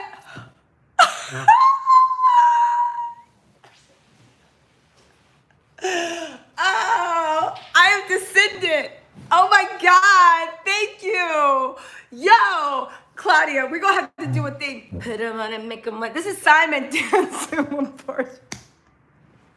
Yo, mama, I made it. Claudia, thank you so much. This is so sweet and amazing. Wow. I felt like I just won. I'd like to thank my mom for always put up with me. I know that, like, I want to give a shout out to my hating ass third grade teacher that was always telling me to stop talking and focus on my work. Now I'm on YouTube and I can talk how much I want. And Claudia Jordan is giving me shout out. So I just want to say to everybody, look what talking in class gets you. See that? You see what talking in class gets you? Right? Threats from Simon Guobadia. A shout out from Claudia Jordan. Yo, Claudia, did you share my video with Kenya? Don't tell me. I know the answer is yes. I know the answer is yes. There's probably so much more I'm missing, but I know you did. You don't have to say, Claudia, thank you so much. Y'all, Claudia Jordan's in my chat. Claudia Jordan is in my chat. Oh my God. And to think I was about to get off. I still am about to get off, but I'm gloating right now. We lit. Put him on and make him wanna marry me. Put him on and make him wanna marry me. That's it, and this is Porsha. With Simon. Claudia, I know you won't cop to it because you can't. You have a real job. You can't cop to it. But listen, you called it. You were a visionary. And this isn't just because Claudia's in my chat, because we were talking about before. Claudia was a goddamn visionary. She was a visionary because she told us. And remember when she looked at Porsha and said, file a lawsuit if you're about that life. She was a visionary and she told us all the shit Porsha was into. So at the end of the day, Claudia, we owe this video to you. Thank you, Claudia. You were a visionary. Yes, I made it. Claudia, thank you so much. I appreciate it. I hope that I get to stay in this vlogger guilds, right? And I want to give a shout out to my hating ass third grade teacher that was always separating me and putting me in timeout because I talked too much and I couldn't focus and I couldn't stay on topic. Who's laughing now? Who's laughing now? Yes, we all made it. Tosh B, we made it. Yo, Damien, Kalina, yo, we made it. Black Ivy, you up? We gonna see that mountaintop. Reggie, we made it. Woo! Yeah, Claudia's an Aries. I knew there was a reason I like Claudia. I'm not an Aries before you guys say anything, but I knew there was a reason we like, and that's what it is. You took that Aries fire, matched with that Sagittarius fire, and you, like, that's what it was with Nene. It was the Aries versus that Sag, right? Damien, we made it. Damien, Claudia, and Kenya. Yo, Kenya Ben told us about Porsha. Yes.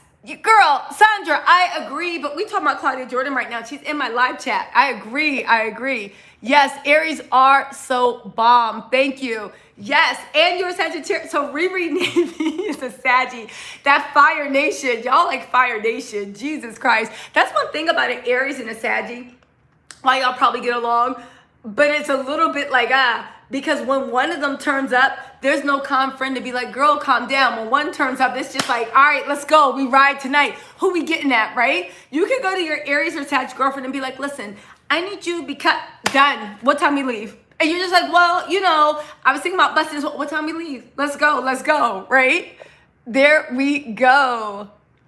Night, Kalina. Night. B, are you going to bed? Thank you, Morgan. Thank you. All right, you guys, listen. Thank you so much, Claudia. I really do have to get off. I'm going to hit you back on Twitter. I appreciate it so much. And thank you for sharing the video. All right, everybody. I have to go call my mom because we all know who you are, Claudia. Call my sister and tell everybody else in the goddamn world. Call my cousins. Call my uncles. Call my brothers. Call everybody in the world and do the bad thing. Bye, everyone. And thank you, Claudia. I'll see you. Woo! Thank you, Claudia. Thank you so much. Yes, awesome live. We did well. All right, B, I'll see y'all. I'm not sleeping tonight either. I got to go and brag and hit Miss Claudia Jordan back. Oh, see y'all. See you guys. Oh, thank you, Lily, for screenshotting it for me. Okay, I'm going to answer the DM right now. I'm going to answer, right? Thank you so much, Claudia Jordan. I'm going to answer the DM right now, okay? Talk to you guys later. Bye.